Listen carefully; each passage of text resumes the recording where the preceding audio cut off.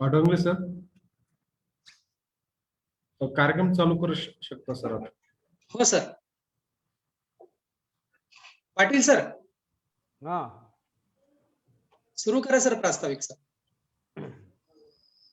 सुस्वागतम. महात्मा फुले कृषी विद्यापीठ, देशी गाय संशोधन व प्रशिक्षण केंद्र, पशुसंवर्धन व दुग्धशास्त्र विभाग, कृषी महाविद्यालय पुणे व विभागीय विस्तार केंद्र पुणे आयोजित देशी गोपालन प्रशिक्षण कार्यक्रमामध्ये सर्व गोपालकांचे, शेतकऱ्यांचे मी या ठिकाणी शतशः स्वागत करत आहे.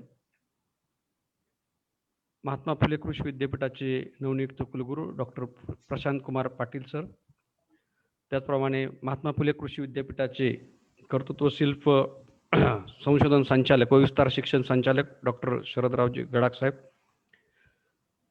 पशुसंवर्धन व दुग्धशास्त्र विभागाचे विभाग प्रमुख डॉक्टर दिनकर कांबळे सर, त्याचप्रमाणे पशुसंवर्धन व दुग्धशास्त्र विभागचे प्राध्यापक व तांत्रिक प्रमुख देशी गाय संशोधन व प्रशिक्षण केंद्र डॉक्टर शिवाजी पाचपुते, देशी गाय संशोधन व प्रशिक्षण केंद्राचे प्रमुख शास्त्रज्ञ डॉक्टर सोमनाथ माने आणि आजचे वक्ते की जे आज मार्गदर्शन करणार आहेत डॉक्टर मनोज आवारी, प्रमुख पशु आहार शास्त्र विभाग बायप पुणे व डॉक्टर सुनील अडांगळे, सहाय्यक प्राध्यापक कृषी तंत्रज्ञान माहिती केंद्र महात्मा फुले कृषी विद्यापीठ राहुरी.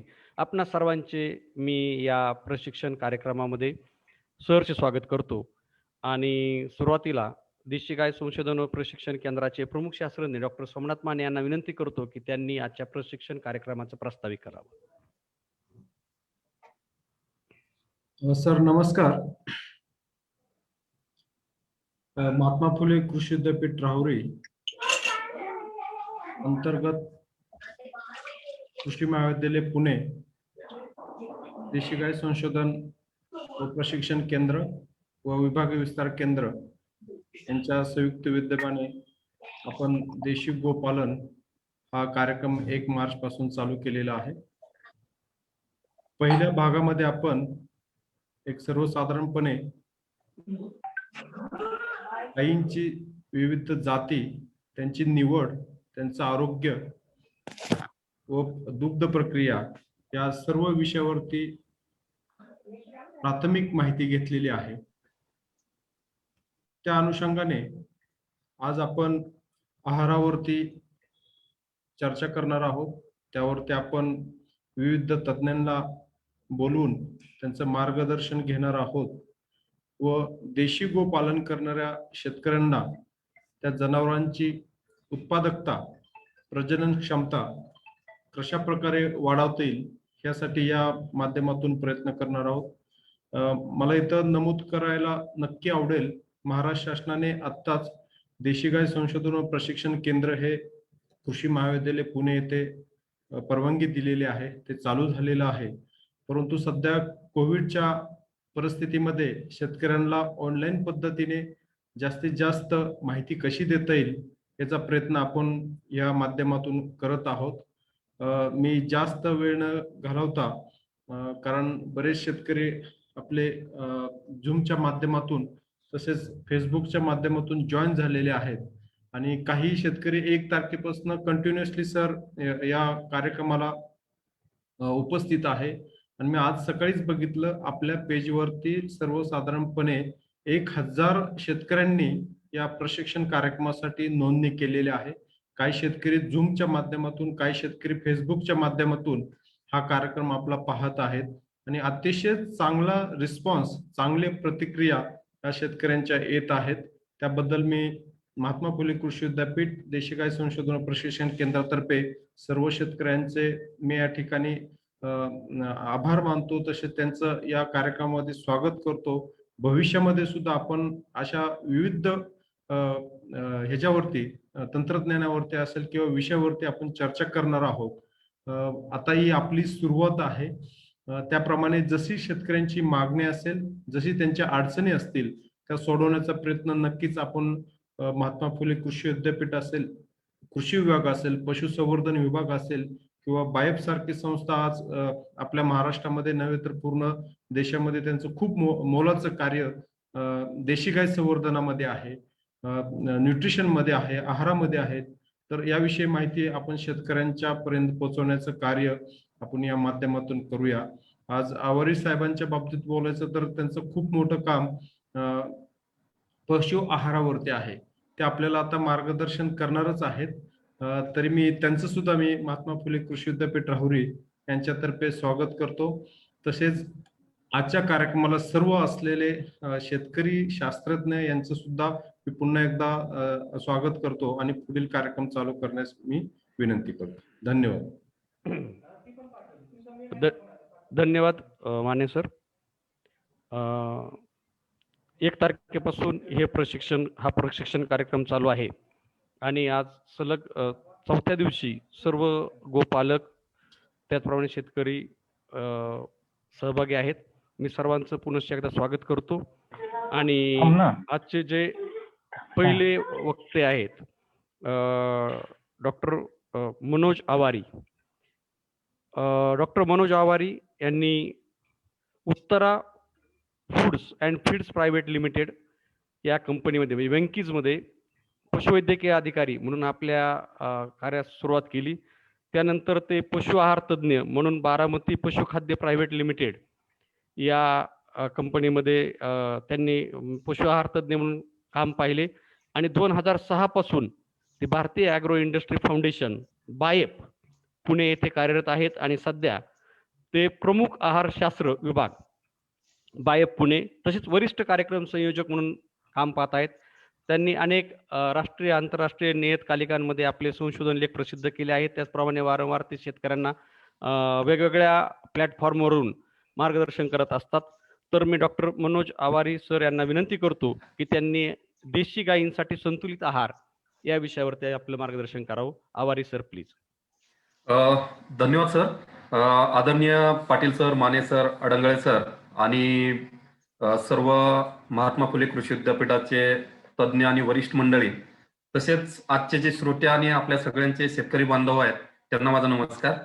तर आजचा जो आपला विषय आहे महत्वाचा की म्हणजे देशी गाईच्या संगोपनाचा एक महत्वाचा भाग जर काय असेल तर पशु आहार. तर त्याचं व्यवस्थापन कसं करायचं याविषयी आपण एक थोडंसं मार्गदर्शन पर एक आपण प्रेझेंटेशन दाखवणार आहेत. त्याच्यामध्ये मी प्रयत्न केला पूर्णतः मराठीत दाखवता, परंतु काही स्लाइड्स इंग्लिशमध्ये जरी असतील तरी त्या आपण पूर्णतः मराठीत सांगतोय. त्याच्यामुळं प्रत्येकाला फक्त एक विनंती आहे की आपण आपलं म्यूट म्हणजे ऑडिओ म्यूट करावा जेणेकरून कोणाला डिस्टर्ब होणार नाही. तर एवढं बोलून मी एक आजच्या लेक्चरला म्हणजे सुरुवात करतो.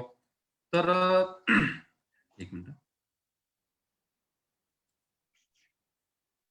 हा, प्रेझेंटेशन दिसत आहे सगळ्यांना? दिसतंय? Yes sir. ओके. तर आपल्या सगळ्यांना म्हणजे मुद्दाम पहिल्या स्लाइड मधून मी माझा नमस्कार करतो आणि बायफच्या वतीनं जी मला इथं संधी दिली त्याबद्दल मी आपला सर्वांचा आभार मानतो आणि आजच्या एका लेक्चरला छोट्याशी आपण सुरुवात करतोय.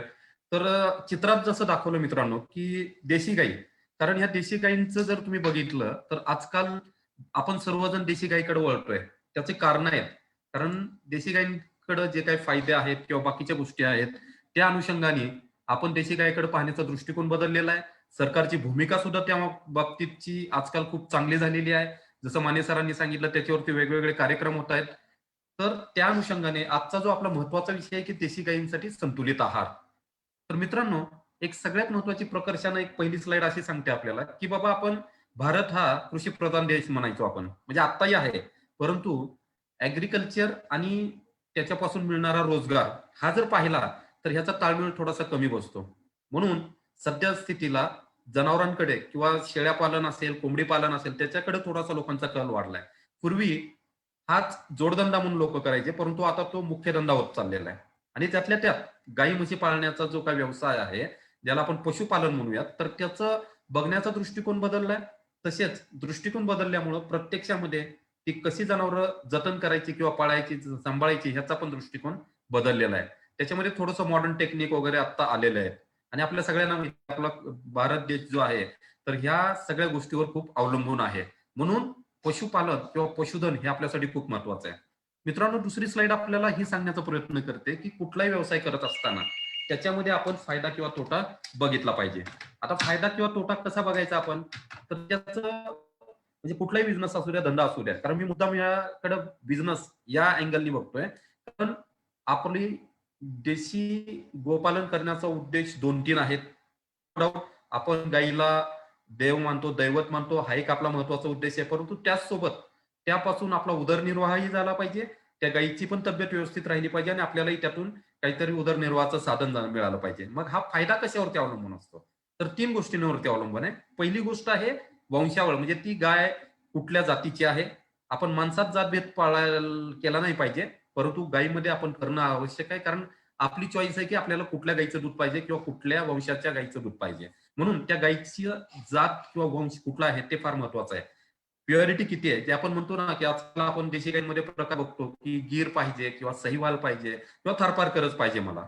तर हे जे ठरवणारा फॅक्टर आहे किंवा घटक आहे तो म्हणजे वंशावळ किंवा जेनेटिक्स म्हटलं जातं. दुसरा महत्वाचा घटक आहे आहार. त्या जनावराला आपण आहार काय देतो हा सुद्धा खूप महत्वाचा घटक आहे, ज्याच्यावरून फायदा किंवा तोटा ठरतो. आणि तिसरा महत्वाचा घटक आहे बांधवांनो तुमच्या हातामध्ये, ते दररोजचं व्यवस्थापन. म्हणजे सकाळी उठल्यापासून झोपेपर्यंत आपण त्या गाईचं जे काही व्यवस्थापन करतो, तर ते व्यवस्थापन सुद्धा फायदा किंवा तोटा ठरवायला कारणीभूत असतं.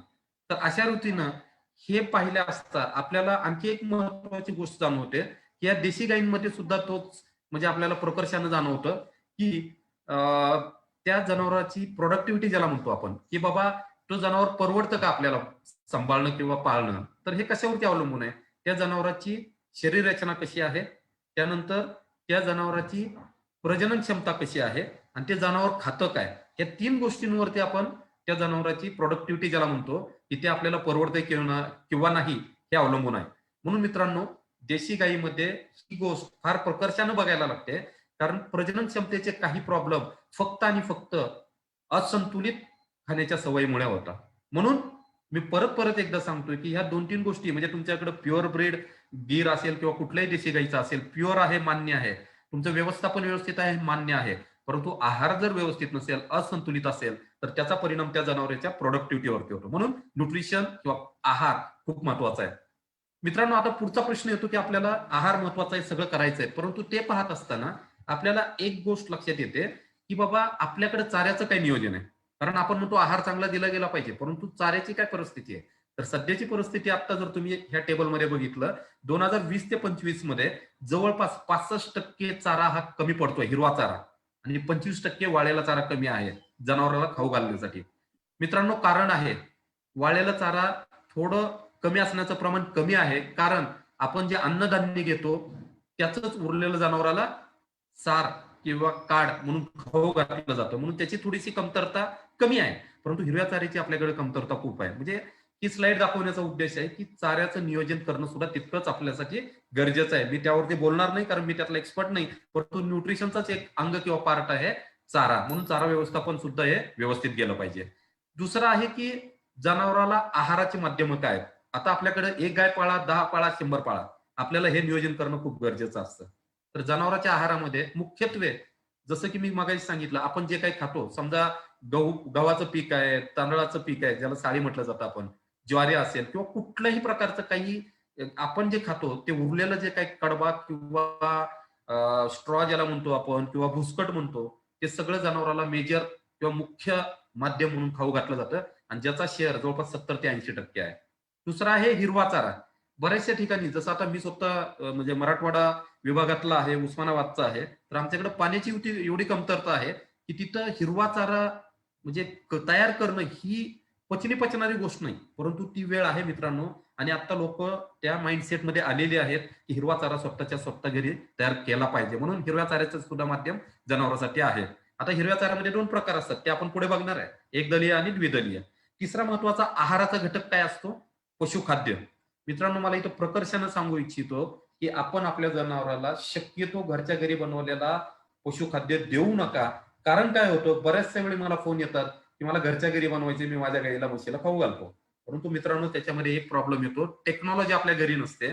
फक्त घेतलं, दळलं, भरडलं असा भाग नाहीये, हा एक भाग झाला. दुसरा आहे की त्याच्यासाठी लागणारा कच्चा माल जवळपास 18 ते 20 घटक लागतात वेगवेगळी, ते आपण तेवढी थोड्या थोड्या किंवा छोट्या क्वांटिटीमध्ये आणू शकत नाही. तेव्हा मी असं म्हणेल की ते आपल्याला परवडत नाही. म्हणून या 3 महत्वाचे घटक जनावरांच्या आहारामध्ये असतात. म्हणून एकूण जर विचार केला, सरासर विचार केला, तर जवळपास आपण जे काही पिकं घेतो त्याच्या राहिलेलं जे काय आहे ते 54% जनावरांसाठी खायचं माध्यम म्हणून मिळू शकतं. नंतर जो चारा आपण घरच्या घरी तयार करतो त्याचं प्रमाण सर्वसाधारणपणे 28% आहे आणि बाकी गायरान किंवा कुराण ज्याला म्हणतो, जिथं चारली जातात गायरानामध्ये जनावरं, ते 18% आहे. तर मित्रांनो, ही पार्श्वभूमी देण्याचा एक उद्देश असा होता की आहार नुसतं डायरेक्ट आहारावरती जाऊन चालणार नाही, ही पार्श्वभूमी सुद्धा आपण समजून घेणं तितकंच गरजेचं आहे. आता दुसरा महत्वाचा भाग आहे की आहार म्हणजे काय. मी पहिलाच एक वाक्य सांगतो सुरुवातीलाच की आपल्यावरून जग ओळखावे. कारण काय होतं, आपण जनावर जनावर पण माणूस सुद्धा एक जनावर आहे. फक्त आपण बोलतो म्हणून आपण स्वतःला सुप्रीम समजतो, परंतु तसं नाहीये मित्रांनो. जनावर आहेत म्हणून आपण आहेत, म्हणून जनावरांचा पण तसाच विचार करा जसा आपण आपल्या पोटाचा करतोय. फक्त फरक एवढा आहे, जनावर बोलू शकत नाही, आपण बोलतोय. परंतु सांगण्याचा एक उद्देश आहे की माणसाप्रमाणे जनावराला ट्रीट करा, त्याला समजा. म्हणून आहार हा बघत असताना तुम्ही माणसाप्रमाणे जनावराकडे बघा. आहार म्हणजे काय, जसं आपण किंवा जनावर 24 तासात जे काही खातं त्याला म्हणायचं आहार. परंतु तो आहार संतुलित कधी म्हणता येईल, जर तो आहार दिवसभरात जाणारा ज्याच्यामध्ये की वेगवेगळी पौष्टिक तत्वे पूरक प्रमाणात असतात आणि ती कशासाठी गरजेची असतात, तर त्या जनावरांच्या वाढीसाठी, तसेच पोटात जे वासरू आहे त्या वासराच्या संगोपनासाठी आवश्यक असतात. म्हणजेच काय, काहीही दिलं, नुसताच हिरवा चारा दिला, नुसताच वाळलेला चारा दिला किंवा नुसतंच पशुखाद्य दिलं आणि बाकीचं दिलं नाही, तर तो असंतुलित आहार झाला. परंतु संतुलित म्हणजे योग्य प्रमाणात हिरवा चारा, त्याच्यामध्ये 2 भाग, एकदलीय द्विदलीय, वाळलेला चारा, हे जेव्हा प्रमाणात द्याल तेव्हा आपण म्हणतो संतुलित आहार. म्हणून आहार हा नुसता गरजेचा नसून संतुलित आहार देणं जनावराला खूप गरजेचं आहे. दुसरा महत्वाचा आहे की आहाराचे गुणधर्म आपल्या समोर मी मांडतोय. आहार कसा असला पाहिजे. एकतर आहार मुबलक प्रमाणात पाहिजे. मित्रांनो, इथं थोडंसं आपण जरा कन्फ्युज होतो. मुबलक म्हणजे अनलिमिटेड नाही, लक्षात घ्या. मुबलक म्हणजे प्रमाणात परंतु गरजेनुसार. म्हणून आपण त्यासाठी काय करू शकतो, स्वतंत्र खाद्य पद्धती. परंतु स्वतंत्र खाद्य पद्धती मला माहितीये शेतकऱ्याच्या लेवलला शक्य होत नाही, परंतु त्याला तुम्ही ग्रुपिंग करू शकता, एका गटामध्ये विभागणी करू शकता की जास्ती दूध देणाऱ्या गायी, त्यानंतर मध्यम प्रमाणात दूध देणाऱ्या गायी आणि ज्या भाकड गायी किंवा भाकड जनावर आहेत त्यांचे असा ग्रुप करा. जेणेकरून काय होतं, जर सरसकट सगळ्यांना सारखा आहार दिला तर ज्याचं दूध देण्याची क्षमता कमी आहे त्याला जास्ती प्रमाणात आहार चाललाय, ज्याची दूध देण्याची क्षमता जास्ती आहे त्याला कमी प्रमाणात आहार चाललाय. त्यामुळे मित्रांनो, विनंती आहे की तसं न करता तुम्ही असं केलं पाहिजे की गरजेप्रमाणे गट गट तयार करून, ग्रुप तयार करून त्यांच्या गरजेप्रमाणे तो आहार दिला पाहिजे. आहारात मगा म्हटल्याप्रमाणे संतुलित प्रमाण पाहिजे, चवदार पाहिजे. कारण आपल्याला जशी जिभेला चव आहे तशी जनावराला पण असते. त्याच्यामुळे त्याच्या सवयी आणि चवीप्रमाणे आपण चवदार असावा. विविधता म्हणजे वेगवेगळे घटक असावे, स्वच्छ असावं, मुबलक प्रमाणात खनिजे असायला पाहिजेत. म्हणून आपण खनिज मिश्रण सुद्धा आहारामध्ये महत्वाचा घटक म्हणतो. सहज सारक कशासाठी, म्हणजे पचनासाठी. स्थूल असला पाहिजे, पुरेसा हिरवा चारा पाहिजे आणि सगळ्यात महत्वाची बनवण्याची योग्य पद्धत. काय असली पाहिजे बनवण्याची योग्य पद्धत, आपण विचार करा, जर कुट्टी न करता हिरवा चारा किंवा वाळलेला चारा दिला तर फक्त पानं जनावर खातं, काड्या तसेच राहतात आणि त्याच्यामुळे काड्यातून जे फायबर मिळणार आहे ते त्या जनावराला मिळत नाही. म्हणून बनवण्याची पद्धत योग्य पाहिजे, त्याचं चाफिंग किंवा कटिंग केलं पाहिजे, कुट्टी केली पाहिजे. आजकाल TMR म्हणजे टोटल मिक्स्ड राशन तुम्ही बघता मोठ्या मोठ्या फार्म मध्ये, म्हणजे देशी गाई असो किंवा संकरित जनावर असो, तिथं सुद्धा अशा प्रकारची वेगन किंवा व्हील वापरले जातात, ज्याच्यामध्ये अशा प्रकारचा आहार पद्धत दिली जाते. दुसरा आहे सगळ्यात महत्वाची गोष्ट, आहारात अचानक बदल नको. सर आवाज क्लिअर येतोय ना? Hello Mane sir. हा सर, येतोय. ओके ओके ठीक आहे. हो. आहार, सगळ्यात महत्वाचं मित्रांनो एक गोष्ट लक्षात घ्या की आहारात अचानक बदल नको. कारण जनावरांमध्ये एक वैशिष्ट्य असतं, त्यांची फिजिओलॉजी असेल किंवा सायकोलॉजी अशी आहे, अचानक जर आहारात बदल केला तर त्याचा परिणाम शरीराच्या फिजिओलॉजीवरती होतो आणि म्हणूनच इनडायरेक्टली तो त्याचा परिणाम दुधावरती आपल्याला दिसतो. म्हणून आहारात एकदम बदल नको. आहारात बदल कसा करायचा ते पण मी उदाहरणासहित देतो. समजा तुम्ही अमुक एखाद्या कंपनीचं पशुखाद्य देताय, आज समजा 4 किलो देताय, तर तुम्हाला ते जर दुसऱ्याने बदलायचं असेल तर पहिल्या दिवशी पाव किलो कमी करा, नवीन पाव किलो मिक्स करा, त्यात ते द्या.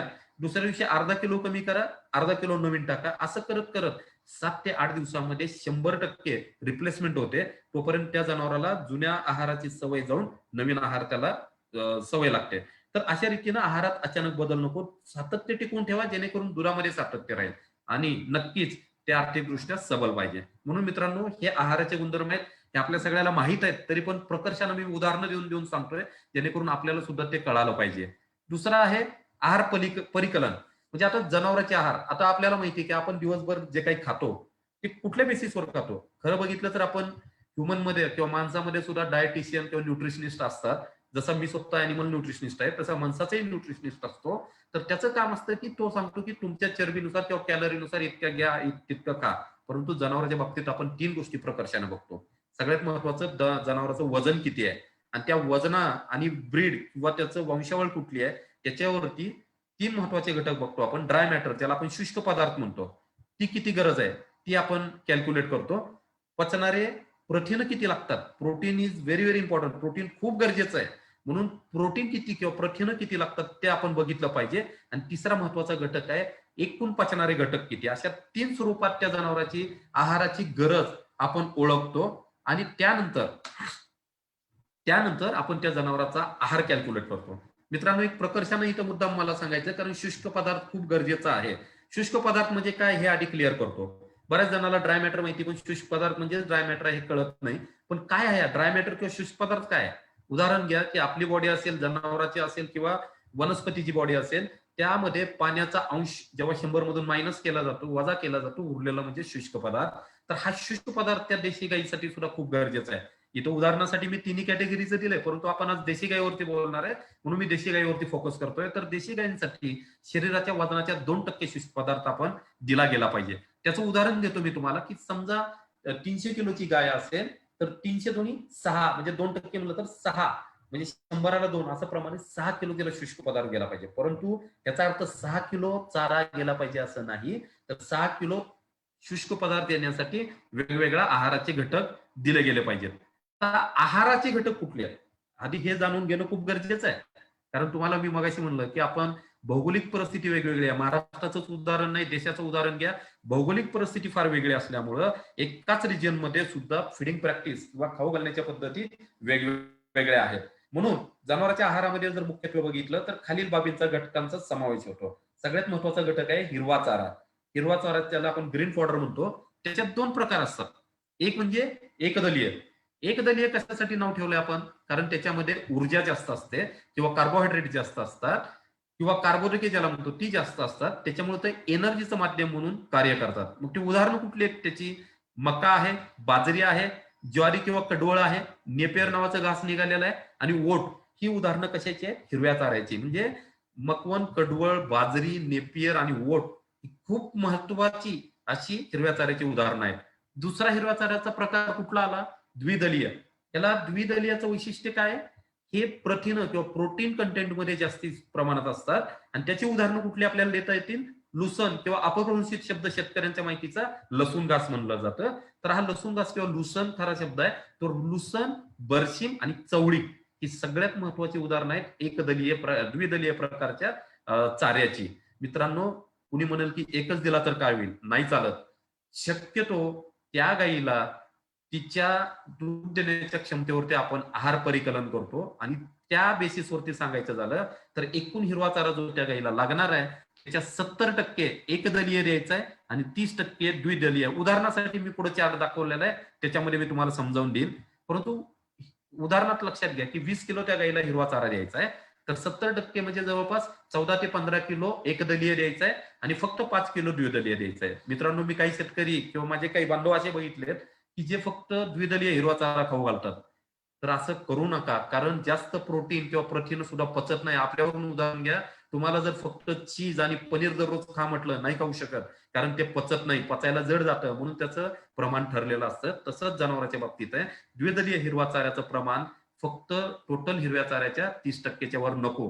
म्हणून जर जास्त गेलं तर काय होईल ते सुद्धा सांगणं माझं काम आहे. समजा गाभण गाय आहे आणि तिला जर तुम्ही जास्ती प्रमाणात द्विदलीय चारा दिला तर त्याचा तोटा असा होईल की त्यामुळं त्या गायीमध्ये अबॉर्शन होण्याचे चान्सेस आहेत. त्याला कारण आहे मित्रांनो, कारण द्विदलीय चाऱ्यामध्ये हार्मोन जे आपण म्हणतो इस्ट्रोजन नावाचं जे संप्रेरक किंवा हार्मोन आहे त्याचं प्रमाण थोडंसं जास्त असल्यामुळं ते जर जास्त क्वांटिटीमध्ये एक्सेस खाऊ घातलं तर बॉडीमध्ये इस्ट्रोजनचं प्रमाण वाढतं. परंतु प्रोजेस्टेरॉन गरजेचा असतो गाभण राहण्यासाठी किंवा गाभ ठेवण्यासाठी, मग त्याला अडचण येऊ शकते. म्हणून द्विदलीय हिरवा चारा देताना प्रमाणात द्या, एकूण हिरव्या चाऱ्याच्या 30% पेक्षा जास्ती नको. दुसरा तोटा काय होईल, त्याच्यामुळे पोटफुगीचं तुम्हाला प्रमाण जाणवेल जास्त प्रमाणात द्विदलीय चारा गेला तर. म्हणून तो द्यायचाच नाही असं नाही, परंतु एकूण चाऱ्याच्या 30%. हा झाला हिरवा चारा. दुसरा आहे वाळलेला चारा. आता वाळलेला चारा देणं का गरजेचं आहे, तर त्याची कारण आहेत मित्रांनो. जसं आपण मगाशी बघितलं, एक दलीय मधून एनर्जी मिळते, ऊर्जा मिळते, द्विदलीय मधून प्रथिनं मिळतात. तसं वाळलेल्या चाऱ्यातून काय मिळतं त्या जनावराला, तर वाळलेल्या चाऱ्यातून कार्बोदके किंवा कार्बोहायड्रेट तर मिळतात, परंतु सगळ्यात महत्वाचं आहे म्हणजे तंतुमय पदार्थ, ज्याला आपण क्रूड फायबर म्हणतो. आता हे क्रूड फायबर काय गरजेचे असतात ते मी तुम्हाला पुढे सांगेन, परंतु ते पचनासाठी फार गरजेचे असतात. त्याच्यामुळे वाळलेला चारा सुद्धा आहाराचा महत्वाचा घटक आहे. भले तुम्ही त्याला काड वगैरे द्या, कडबा द्या, ज्वारीचा कडबा आपल्याला महाग जरी वाटत असेल, भले थोडी क्वांटिटी द्या, परंतु तो गरजेचा आहे. बाकीचं जर देत असाल काड वगैरे, तर त्याला प्रॉपर व्यवस्थित ट्रीटमेंट केलेली असावी. युरियाच वापरला पाहिजे असं नाही. आजकाल कल्चर मिळतात, वेगवेगळी कल्चर, ती वापरून सुद्धा त्या चाऱ्याचे निकृष्ट दर्जा जो आहे तो उत्कृष्ट करू शकता. तर अशा दृष्टीनं वाळलेला चारा गरजेचा आहे. तिसरा महत्वाचा आहाराचा घटक आहे पशुखाद्य.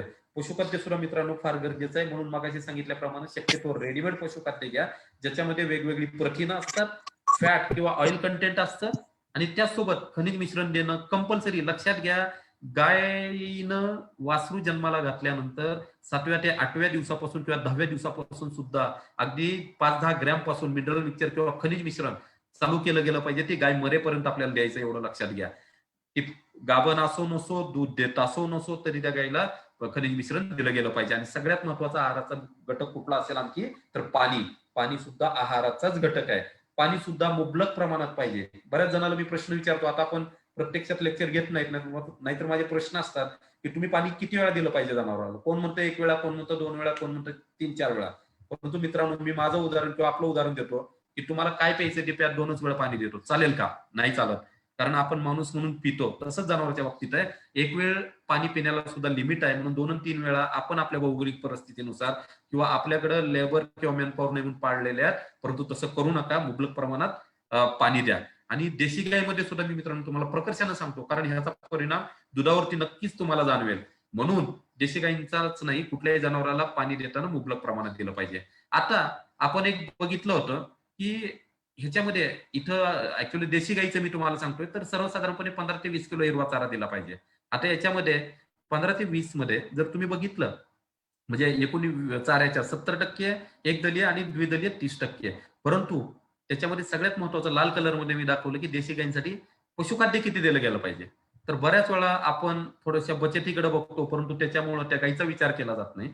परंतु 300 ग्रॅम प्रति लिटर, म्हणजे एक समजा 5 लिटर दूध देणारी गाय आहे, तर तिला 1.5 किलो, आणि बॉडी मेंटेनन्ससाठी एक म्हणजे 2 ते 2.5 किलो पर्यंत त्या गाईला पशु आहार दिला गेला पाहिजे. कारण मित्रांनो त्याचं ठरलेलं आहे, हे तुम्ही क्रॉसब्रेड किंवा संकरित गाई घेतलं तर 400 ग्रॅमचं प्रमाण आहे, जर म्हैस घेतली तर 500 ग्रॅमचं प्रमाण आहे. म्हणून आज देशी गाईचा आपण विचार करतोय, तर ह्या देशी गायींना अशा प्रकारचं आहार आपण देणं फार गरजेचं आहे. वाळलेला चारा कमीत कमी 2 किलो दिला गेला पाहिजे, आणि खनिज मिश्रण 60 ग्रॅम कंपल्सरी द्या मित्रांनो. कारण आजकाल आपण बघतो प्रत्येक ठिकाणी आपल्याला कमतरता जाणवते, ते म्हणजे खनिजांची.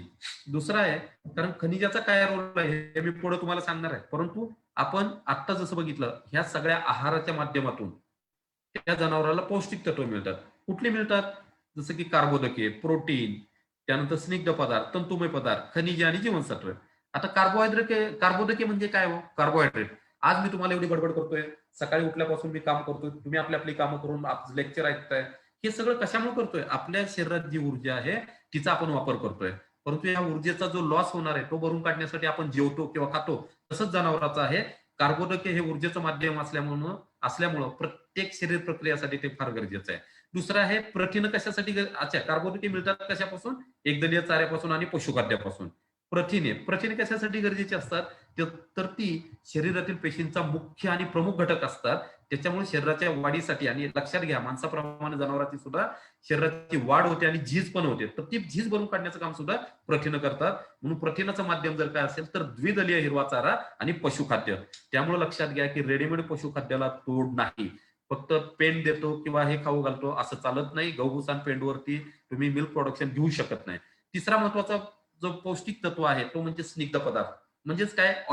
ऑइल म्हणजे ऑइल पाजायचं नाही आपल्याला, परंतु जे रेडीमेड पशुखाद्य आहे त्यात जे वेगवेगळे घटक वापरलेले असतात त्याच्यामध्ये जवळपास 2.5 ते 3% ऑइलचं प्रमाण असतं. आता हे ऑइल कशासाठी गरजेचं असतं?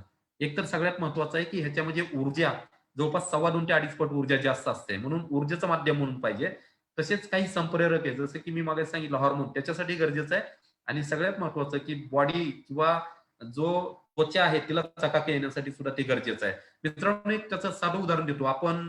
म्हणजे मुद्दाम मी माणसाची उदाहरणं मध्ये मध्ये देतो कारण ते समजायला सोपं जातं. आता हा स्निग्ध पदार्थ किंवा तेलाचं गरज काय? आपण बघितलं जानेवारीमध्ये आपण संक्रांत साजरी करतो. संक्रांतीला काय आहे की कडाक्याची थंडी असते. म्हणून आपण काय करतो? तिळगुळ घेतो. त्याला आपण म्हणतो प्रेमाचं प्रतीक. ते जरी असेल त्या काळात सुद्धा कुठेतरी शास्त्र आणि सायन्स होतं, हे प्रूव्ह झालेलं आहे.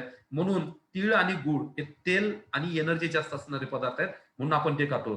तीळ लावलेली बाजरीची भाकरी खातो. तर तसंच जनावरांच्या बाबतीत आहे, हे ऑइल का गरजेचं आहे? कारण त्याच्यापासून ऊर्जा मिळते. दुसरा आहे मित्रांनो तंतुमय पदार्थ. आता तंतुमय पदार्थ म्हणजे काय? आता तुम्ही कडबा सोलला किंवा हिरवा चारा जरी सोलला, मध्ये रेषेदार अशा रेषा रेषा दिसतील, त्याला म्हणायचं तंतुमय पदार्थ किंवा फायबर, क्रूड फायबर. तर हे क्रूड फायबर का गरजेचं असतं? सगळ्यात महत्वाचं रवंत करणं. माणूस जवळ रवंत करतो का मित्रांनो? नाही.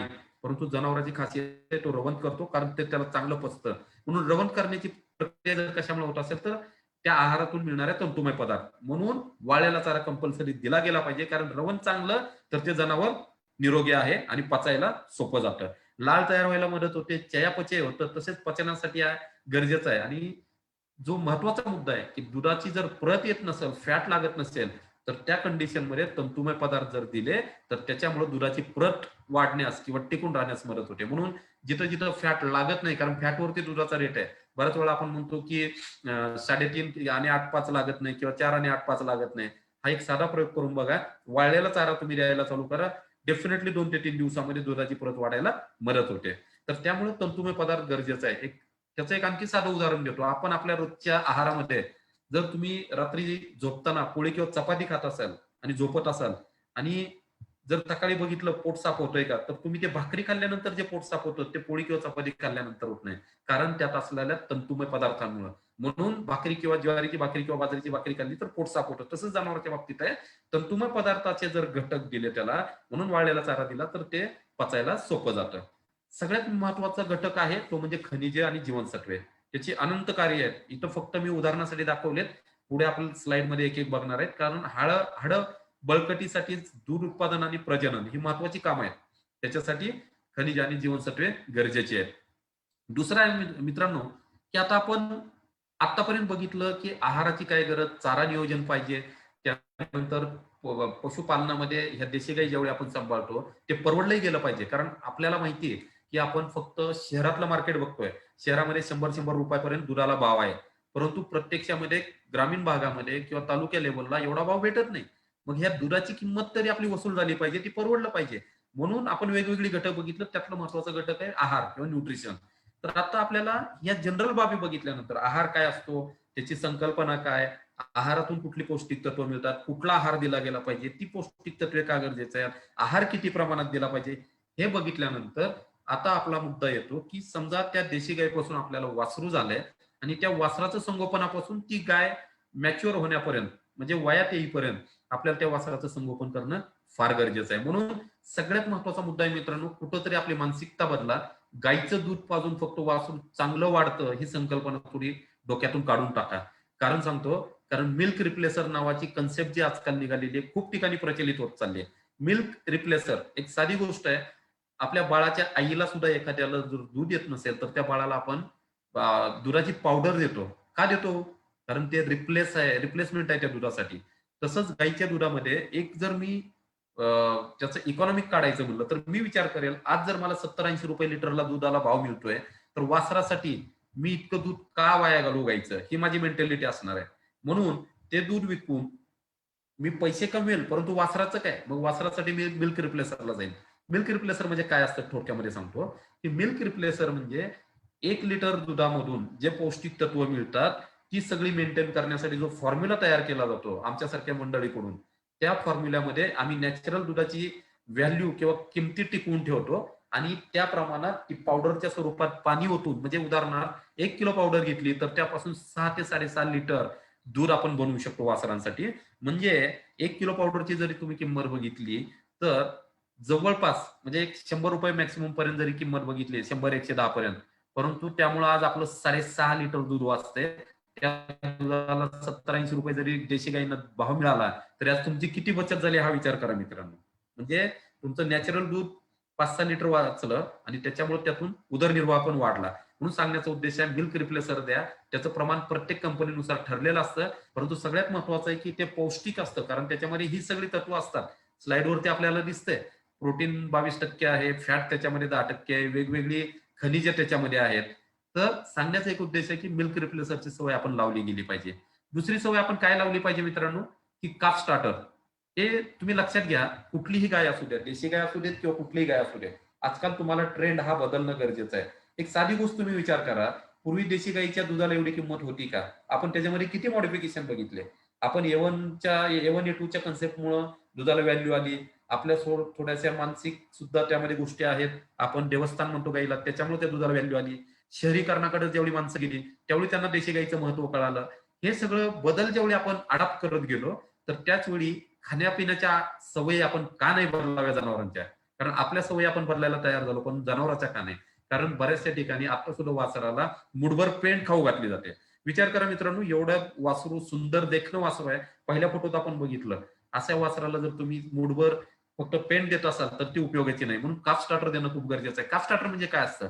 काफ स्टार्टर म्हणजे जे वासरू आहे त्याच्यासाठी स्पेसिफिक पशुखाद्य बनवलेलं असतं. त्याच्यामध्ये जवळपास 22 ते 24% प्रथिनं असतात आणि पचनारे घटक 75 ते 80% असतात.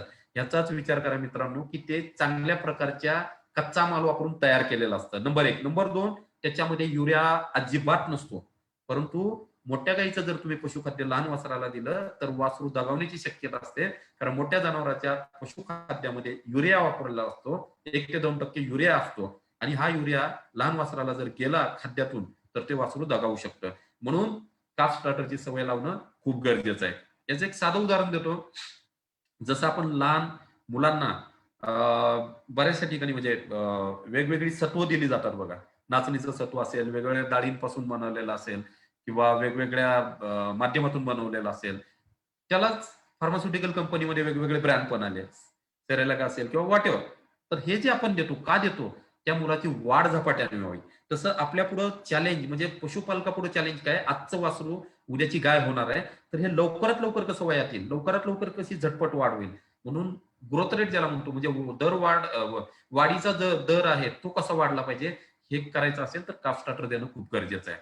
मित्रांनो, पुढच्या काही पूरक गोष्टी आहेत त्या जनावरांसाठी किंवा देशी गाईसाठी सुद्धा तितक्याच महत्वाच्या आहेत. आता लक्षात घ्या खनिज मिश्रण, त्याचं आपण पुढे पाहणार आहे, तरी तो एक महत्वाचा पूरक घटक आहे. दुसरा आहे प्रोबायोटिक्स. हा प्रोबायोटिक्स ही कन्सेप्ट बऱ्याचशा लोकांना माहित पण नाही किंवा काही जणांना माहिती असेल, परंतु माझं सुरुवातीलाच म्हणणं आहे, आज जर आपण त्या गाईपासून दुधाला चांगला भाव भेटत असेल तर आणखी तुम्ही ह्या गोष्टींकडे लक्ष केलं तर तुम्हाला दूधही वाढेल, प्लस दुधाची प्रत पण चांगली वाढेल आणि त्याच्यापासून तुमचा उदरनिर्वाहही चांगला होईल. म्हणून प्रोबायोटिक्स म्हणजे काय, की ओटीपोटीतील जे काही सूक्ष्म जीवाणू असतात त्याच्यामध्ये 2 प्रकार असतात, अपायकारक आणि उपायकारक. तर हे उपायकारक जे आहेत सूक्ष्म जीवाणू, त्याला वाढवण्याचं काम हे प्रोबायोटिक्स करतात, कारण त्याची वेगवेगळी कार्य आहेत. त्याच्या डिटेलमध्ये आपण आता जायचं नाहीये, परंतु सांगण्याचा उद्देश आहे की प्रोबायोटिक्स देणं त्या गायींना गरजेचं असतं, कारण त्यांची वेगवेगळी कार्य असतात. त्याचा दुधावरती खूप चांगला परिणाम होतो. दुसरा आहे व्हिटॅमिन आणि खनिजे. तर आपण पुढे बघणार आहे की व्हिटॅमिन्स का गरजेचे आहेत, ज्याला जीवनसत्वे म्हणतो आपण. बऱ्याचशा ठिकाणी मोलॅसिसचा वापर होतो, तो गरजेचा आहे, कारण मोलॅसिसमुळे गोडवा येतो, चव चांगली येते आणि एनर्जी म्हणून मिळतं. तसेच काही प्रमाणात फॉस्फरस सारखी किंवा काही प्रकारची खनिजे चांगली मिळतात. काही एन्झाईम्स असतात, ती पण गरजेचं आहे. फक्त बायपास प्रोटीन फॅट आपण इथं रिकमेंड करत नाही, परंतु ज्या अतिशय कमकुवत गायी आहेत त्यांची तब्येत व्यवस्थित करायची असेल तर बायपास फॅट मी आवर्जून रिकमेंड करेल, कारण बायपास फॅटमुळं एक जे त्या जनावराला फॅट किंवा ऑइलचं माध्यम मिळणार आहे ते पचनी पचणार असतं, त्याच्यामुळे ते देणं फार गरजेचं आहे. दुसरं मित्रांनो, खनिजांचे प्रकार. आता सगळ्यात महत्वाचा हा विषय आपल्या आजचा, की खनिजे म्हणजे काय, याच्यावरती मी जास्त बोलणार नाही, कारण पुढचा वक्ता बहुतेक सेपरेट ह्याच्यावरती बोलणार आहे. परंतु खनिजे मुख्यत्वे 2 प्रकारची असतात, मोठ्या प्रमाणात लागणारी आणि अत्यल्प प्रमाणात लागणारी. म्हणून कॅल्शियम, फॉस्फरस वगैरे जे ती मोठ्या प्रमाणात लागतात, परंतु जे छोट्या प्रमाणात अगदी मायक्रो लेव्हलला लागतात, पीपीएम म्हणतो आपण त्याला, पार्ट्स पर मिलियन, तर आयर्न, कॉपर, आयोडीन, कोबाल्ट पासून झिंक, सेलेनियम ह्या गोष्टी खूप गरजेच्या आहेत. आता खनिजाची गरज कशासाठी आहे? शरीरवाढीसाठी आहे, शरीराची झीज भरून काढण्यासाठी आणि सगळ्यात महत्वाचं रोगाची प्रतिकारक क्षमता वाढवण्यासाठी. आणि याचे फायदे काय आहेत? तर बाबा, गाय वेळेवर माझ्यावर येते, वेळेवर गाभण राहते, जार वेळेवर पडतो, त्यामुळे प्रजनन संस्था सुधारते, कातडीला चकाकी येते आणि रक्ताभिसरण चांगलं होतं. परंतु ओव्हरऑल जर बघितलं तर मी 3 वाक्यामध्ये सांगेन, खनिज मिश्रणामुळं सगळ्यात महत्वाचं शरीर यष्टी व्यवस्थित राहते, कारण हाडं वगैरे बळकट होतात. दुसरं प्रजनन सुधारतं आणि प्रजनन जर सुधारलं तर ती गाय वेळेवर माझावर येईल. तिच्यापासून आपण ती गाय भरवू किंवा तिला जरी नॅचरल सर्व्हिस दिली, ती गाभण राहील. त्यापासून वासरू चांगलं होईल आणि ते वासरू पण सुदृढ होईल. म्हणजे आणि त्याच्यामुळं दुधात सातत्य टिकून राहील आणि दूध वाढेल. म्हणजे डायरेक्ट खनिज मिश्रणामुळे दूध वाढत नाही, तर खनिजामुळे प्रजनन क्षमता सुधारते आणि त्यामुळे दूध देण्याची क्षमता वाढून दुधामध्ये सातत्य राहते. आता हे वेगवेगळे कार्य आहेत खनिजांची. मी जास्त वेळ याच्यावरती घेणार नाही, कारण पुढला वक्ता याच्यावरती बोलणार आहे. त्यामुळे मी स्किप करतो की खनिजांचे भरपूर सारे फायदे आहेत. पोटांच्या तक्रारीपासून हाडांच्या वाढीसाठी, प्रजननासाठी असे वेगवेगळे आहेत. फक्त एक साधं उदाहरण देतो. मॅग्नीज का गरजेचं आहे तर मांस जास्त वेळ टिकून राहण्यासाठी. कारण देशी गाईमध्ये सुद्धा हा प्रॉब्लेम येतो की मांस जास्त वेळ टिकून राहत नाही. मित्रांनो, हा चार्ट काय दाखवतोय की 1 लिटर दुधामधून एवढं प्रमाण कमी होतं कॅल्शियम, फॉस्फरस आणि बाकीच्या गोष्टीचं. म्हणून त्या गाईला जेवढी तुम्ही पिळता दुधासाठी तर खनिज मिश्रण देणं तुमचं कर्तव्य आहे. आता मी इथं कुठलीही मार्केटिंग करत नाहीये, फक्त एक बायफ या संस्थेत काम करतोय. त्यामुळे माझं दाखवणं काम आहे की इथं आपण अशा प्रकारचे खनिज मिश्रण सुद्धा उपलब्ध आहेत. अगदी ISI मार्क पासून ते व्हिमिकॉन नावाचं व्हिटॅमिन मिनरल कॉन्सन्ट्रेशन. तर अशा प्रकारची खनिज मिश्रण मार्केटमध्ये पण आहेत. फक्त एकच तुम्हाला सांगायचं की शक्यतो कुठंतरी स्टँडर्ड असावं, त्यातल्या त्यात ISI मार्क बघा, BIS स्टँडर्ड बघा आणि त्यानुसार तुम्ही सिलेक्ट करा. दुसरं, त्याच्यामध्ये काय छापलंय हे वाचून घ्यायचं. आजचा शेतकरी अडाणी नाही राहिलेला, तर तुम्ही वाचून घेतलं पाहिजे की त्याच्यामध्ये काय काय कंटेंट्स आहेत आणि काय काय दिलं गेलंय. दुसरं मित्रांनो असा भाग आहे की बिना मिठाचा आणि मिठाचा असे 2 प्रकार असतात ISI मार्कमध्ये. हे थोडंसं मी क्लिअर करू इच्छितो की तुम्ही ISI वालं बिना मिठाचं घ्या, कारण त्याच्यामध्ये पौष्टिक तत्व सगळी किंवा खनिज जास्ती प्रमाणात असतात आणि मीठ नसल्यामुळं पॅकेट फोडल्यानंतर त्याचा दगड बनत नाही किंवा त्रास होत नाही. म्हणून बिना मिठाचं द्यायचंय. दुसरं आहे की हे सगळं बघत असताना, कारण मला माहिती मला 1 तासाचा टाइम दिलेला आहे, ऑलरेडी पाऊण तास होत आलाय, तरी मी एक 15-20 मिनिटांमध्ये काही महत्वाच्या बाबी तुम्हाला सांगू इच्छितो. आता मला सांगा की तुम्ही ज्यावेळी पशुपालन किंवा देशी गाय पाळतो आपण, तर मी मगाशीच सांगितलं त्याचे उद्देश आपले वेगवेगळे आहेत. परंतु काही बाबी तुमच्यापर्यंत प्रकरण आणणं गरजेचं आहे. आता जसं की मी सांगितलं की दूध उत्पादन जे आहे त्या गायीचं, ते प्रकर्षाने 3 महत्वाच्या बाबीवर अवलंबून असतं. एक तर पशुची अनुवंशिक घडण, म्हणजे ते जनावर, आता फॉर एक्झाम्पल गीर प्युअर आहे का नाही, साहिवाल प्युअर आहे का नाही, त्याचं कार्य काय हे आपण खरंच जाणून घेणं गरजेचं आहे. त्याच्यासाठी पेडिग्री बघणं त्या गायीचं घेत असताना किंवा बाहेरून आणताना खूप गरजेचे आहे. त्यानुसार आपण ते गायीचं सिलेक्शन केलं पाहिजे. दुसरं आहे की दुधावर परिणाम करणारे घटक, म्हणजे तो एक झाला. दुसरा आहे की शरीरात काही हार्मोनल चेंजेस ज्याला म्हणतो, म्हणजे संप्रेरकीय संतुलन किंवा बदल, ते सुद्धा गरजेचं आहे. आणि बॉडीमध्ये जी ऊर्जा असते या 3 गोष्टीवरती दुधाचा प्रोडक्शन किंवा दूध निर्मिती अवलंबून असते. म्हणून देशी गायीमध्ये शक्यतो हा अनुवंशिक घडण ज्याला म्हणतो आपण, पैदास कार्यक्रमाचा एक भाग आहे. तर तुम्हाला आता माने सरांनी सुरुवातीलाच सांगितलं की जसं आपलं अॅनिमल हजबंडरी डिपार्टमेंट असेल, पशुसंवर्धन खातं असेल किंवा स्टेट गव्हर्नमेंट असेल, यांचं सुद्धा आजकाल देशी गायींवरती खूप कल दिलेला आहे. त्याच्यासाठी वेगवेगळ्या स्कीम आलेल्या आहेत. त्याच्यामुळं त्यांचं जतन गडण करणं किंवा जडणघडण करणं आणि त्यांची जोपासना करणं, हे त्या त्या लेवलला कामं होत आहेत. त्याच्यामुळे तुमचं फक्त एकच आहे की तुम्ही कुठल्या प्रकारची गाय घेता हे ठरवणं तुमचं काम आहे. परंतु त्याला लागणारा सगळा सपोर्ट शासनामार्फत आपल्या आतापर्यंत पोहोचवला जातो. तर जसं की आता महात्मा फुले कृषी विद्यापीठामध्ये त्याच्यावरती खूप म्हणजे काम चालू आहे आणि वाखाणण्याजोगी गोष्ट आहे की माने सरांनी त्यांची टीम त्याच्यावरती खूप चांगलं काम करते. तर त्यांच्यासारख्या तज्ञ मंडळीचा आपण म्हणजे सल्ला घेतला पाहिजे या बाबतीमध्ये. दुसरं आहे की सगळ्यात महत्वाचं न्यूट्रिशन पॉईंट ऑफ व्ह्यू जर सांगायचं झालं तर काय होतं की वेत ज्यावेळी सुरू होतं, म्हणजे गाय व्याल्यानंतर ज्यावेळी वेताला सुरुवात होते ऍक्च्युली, तर ह्या 300 दिवसाच्या कालावधीमध्ये काय होतं की सुरुवातीला 40 ते 60 दिवसाच्या कालामध्ये हॉर्मोनल चेंजेस होतात किंवा असंतुलन होतं थोडंसं. त्याच्यामुळे काय होतं की जनावराचा भूक मंदावते सगळ्यात महत्वाची. आणि ही जी जनावरांची भूक मंदावलेली असते, तर त्याच्यामुळे काय होतं की आहार असून सुद्धा त्या जनावराला ऊर्जेची कमतरता भासते. त्याला आपण म्हणतो निगेटिव्ह एनर्जी. म्हणून जनावराला ऊर्जा कशापासून मिळते? शरीरात असलेल्या ऊर्जापासून आणि अन्नग्रहणातून. परंतु अन्नग्रहण कमी झाल्यामुळे ऊर्जा कमी होते. मग शरीरातून जी संचित ऊर्जा असते ती वापरली जाते. म्हणजेच सांगण्याचा एक उद्देश आहे की गाय व्याल्यानंतर त्या गायीकडे लक्ष देणं खूप गरजेचं आहे. त्या गायीला आपण बऱ्याचशा प्रॅक्टिसेस उदाहरण म्हणून सांगतो. आपण हरकत नाही 50 ते 100 ग्रॅम सुद्धा गुळ द्यायला काहीही हरकत नाही. बऱ्याच ठिकाणी बाजरी खाऊ घातली जाते शिजवून. तर हे का करतो मित्रांनो आपण? कारण त्याच्यामध्ये सायन्स आहे. आज आपण 50 ते 100 ग्रॅम जर गुळ दिला तर फक्त चवीसाठी गुळ देत नाही, तर त्यापासून त्या गाईला एनर्जी मिळते, ऊर्जा मिळते, म्हणून ते गुळ देणं फार गरजेचं आहे त्या कालामध्ये. दुसरं असं आहे की म्हणजे हा सगळा जरी तुम्ही बघितलं तर ते वजनामध्ये घट होते गाईच्या, कारण भूक मंदावलेली असते, त्याच्यामुळे अन्नग्रहण कमी होतं, त्याच्यामुळे वजन कमी होतं. म्हणून ह्या गोष्टी प्रकर्षानं बघणं गरजेचं आहे. आता असं आहे की काही गायींमध्ये म्हणजे जवळपास 40 ते 50व्या दिवशी अतिउच्च दुधाची पातळी गाठली जाते, ज्याला आपण पीक यील्ड म्हणतो. परंतु इन जनरल जर बघितलं तर सुरुवातीच्या म्हणजे 100 दिवसातलं दूध इज इक्वल टू नंतरच्या 200 दिवसातलं दूध आहे. म्हणून पहिल्या 100 दिवसाच्या काळामध्ये आपल्याला त्या गायीकडं आहाराकडे पर्टिक्युलरली लक्ष देणं खूप गरजेचं आहे.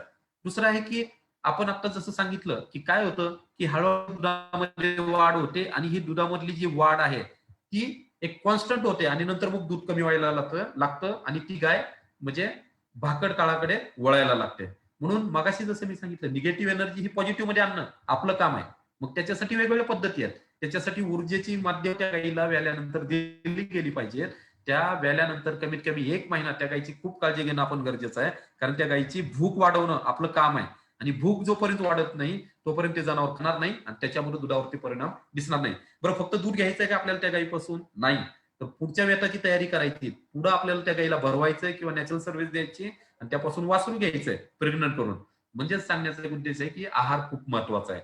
आता दुधाच्या बाबतीत जर म्हणजे मग जसं मी सांगितलं की एक 40 ते 60 दिवसामध्ये हायेस्ट दूध होतं, तिथून 100 दिवसापर्यंत कॉन्स्टंट राहतं, नंतर कमी कमी व्हायला लागतं. याला आपण ग्राफ म्हणतो, म्हणजे लॅक्टेशन कर्व म्हणलं जातं. तर हा लॅक्टेशन कर्व बघता आपल्याला लक्षात येतं की भूक सुद्धा जी मंदावलेली आहे ती हळूहळू वाढत जाते. म्हणून नुसती भूक मंदावली म्हणून आपण गप हातावर हात धरून बसलं नाही पाहिजे, त्या गाईला आपण व्यवस्थित आहार हात दिला पाहिजे. तर इन जनरल काही आहाराच्या बाबतीतल्या एक व्यवस्थापनाच्या काही बाबी आहेत. मित्रांनो, बऱ्याच वेळा बघितलं जातं की दूध काढल्यानंतर म्हणजे गाय खाली नाही बसू द्यायची, अशी का नाही बसू दिली पाहिजे? त्याचं दुसरं आहे मास्टायटिस किंवा दगडी होऊ नये. अर्थात बऱ्याचशा गायींना हा प्रॉब्लेम नसतोही, परंतु त्याची काळजी घेणं गरजेचं आहे. जसं आता आपण बघतोय की सध्या परिस्थितीला कोविड होऊ नये म्हणून आपण स्वतः मास्क घालण्याचा प्रकार वाढला, त्यानंतर आपण सॅनिटायझर वापरायला लागलो. म्हणजे हे precaution is always better than the treatment म्हणलं जातं. त्या पद्धतीनं आहाराच्या बाबतीत सुद्धा आहे की दूध काढल्यानंतर शक्यतो ताजा पशु आहार द्यावा, जेणेकरून जनावर त्यात एंगेज राहील आणि खाली बसणार नाही, कारण त्यावेळी दुधाचे सड ओपन असतात. म्हणून मास्टायटिसचा काही ठिकाणी चान्स होऊ शकतो. त्यातल्या संकरित गायीला तर खूप त्रास होऊ शकतो याचा. दुसरा आहे की खाद्यामध्ये प्रथिनाच्या माध्यमा अगोदर ऊर्जेचा माध्यम द्यावं, कारण काय होतं की एनर्जी गरजेचं आहे, ऊर्जा गरजेचं आहे. आणि बऱ्याच वेळा नुसतं प्रथिनाचं माध्यम म्हणजे द्विदलीय चारा जर आधी खाऊ घातला तर मग जनावर एकदलीय चारा खायला थोडंसं त्रास देतं. म्हणून शक्यतो आजच्या काळामध्ये TMR म्हणजे टोटल मिक्स राशन ही कन्सेप्ट काय आहे? साधी कन्सेप्ट आहे. त्याच्यासाठी कुठलीही यंत्रणाच पाहिजे असं नाही.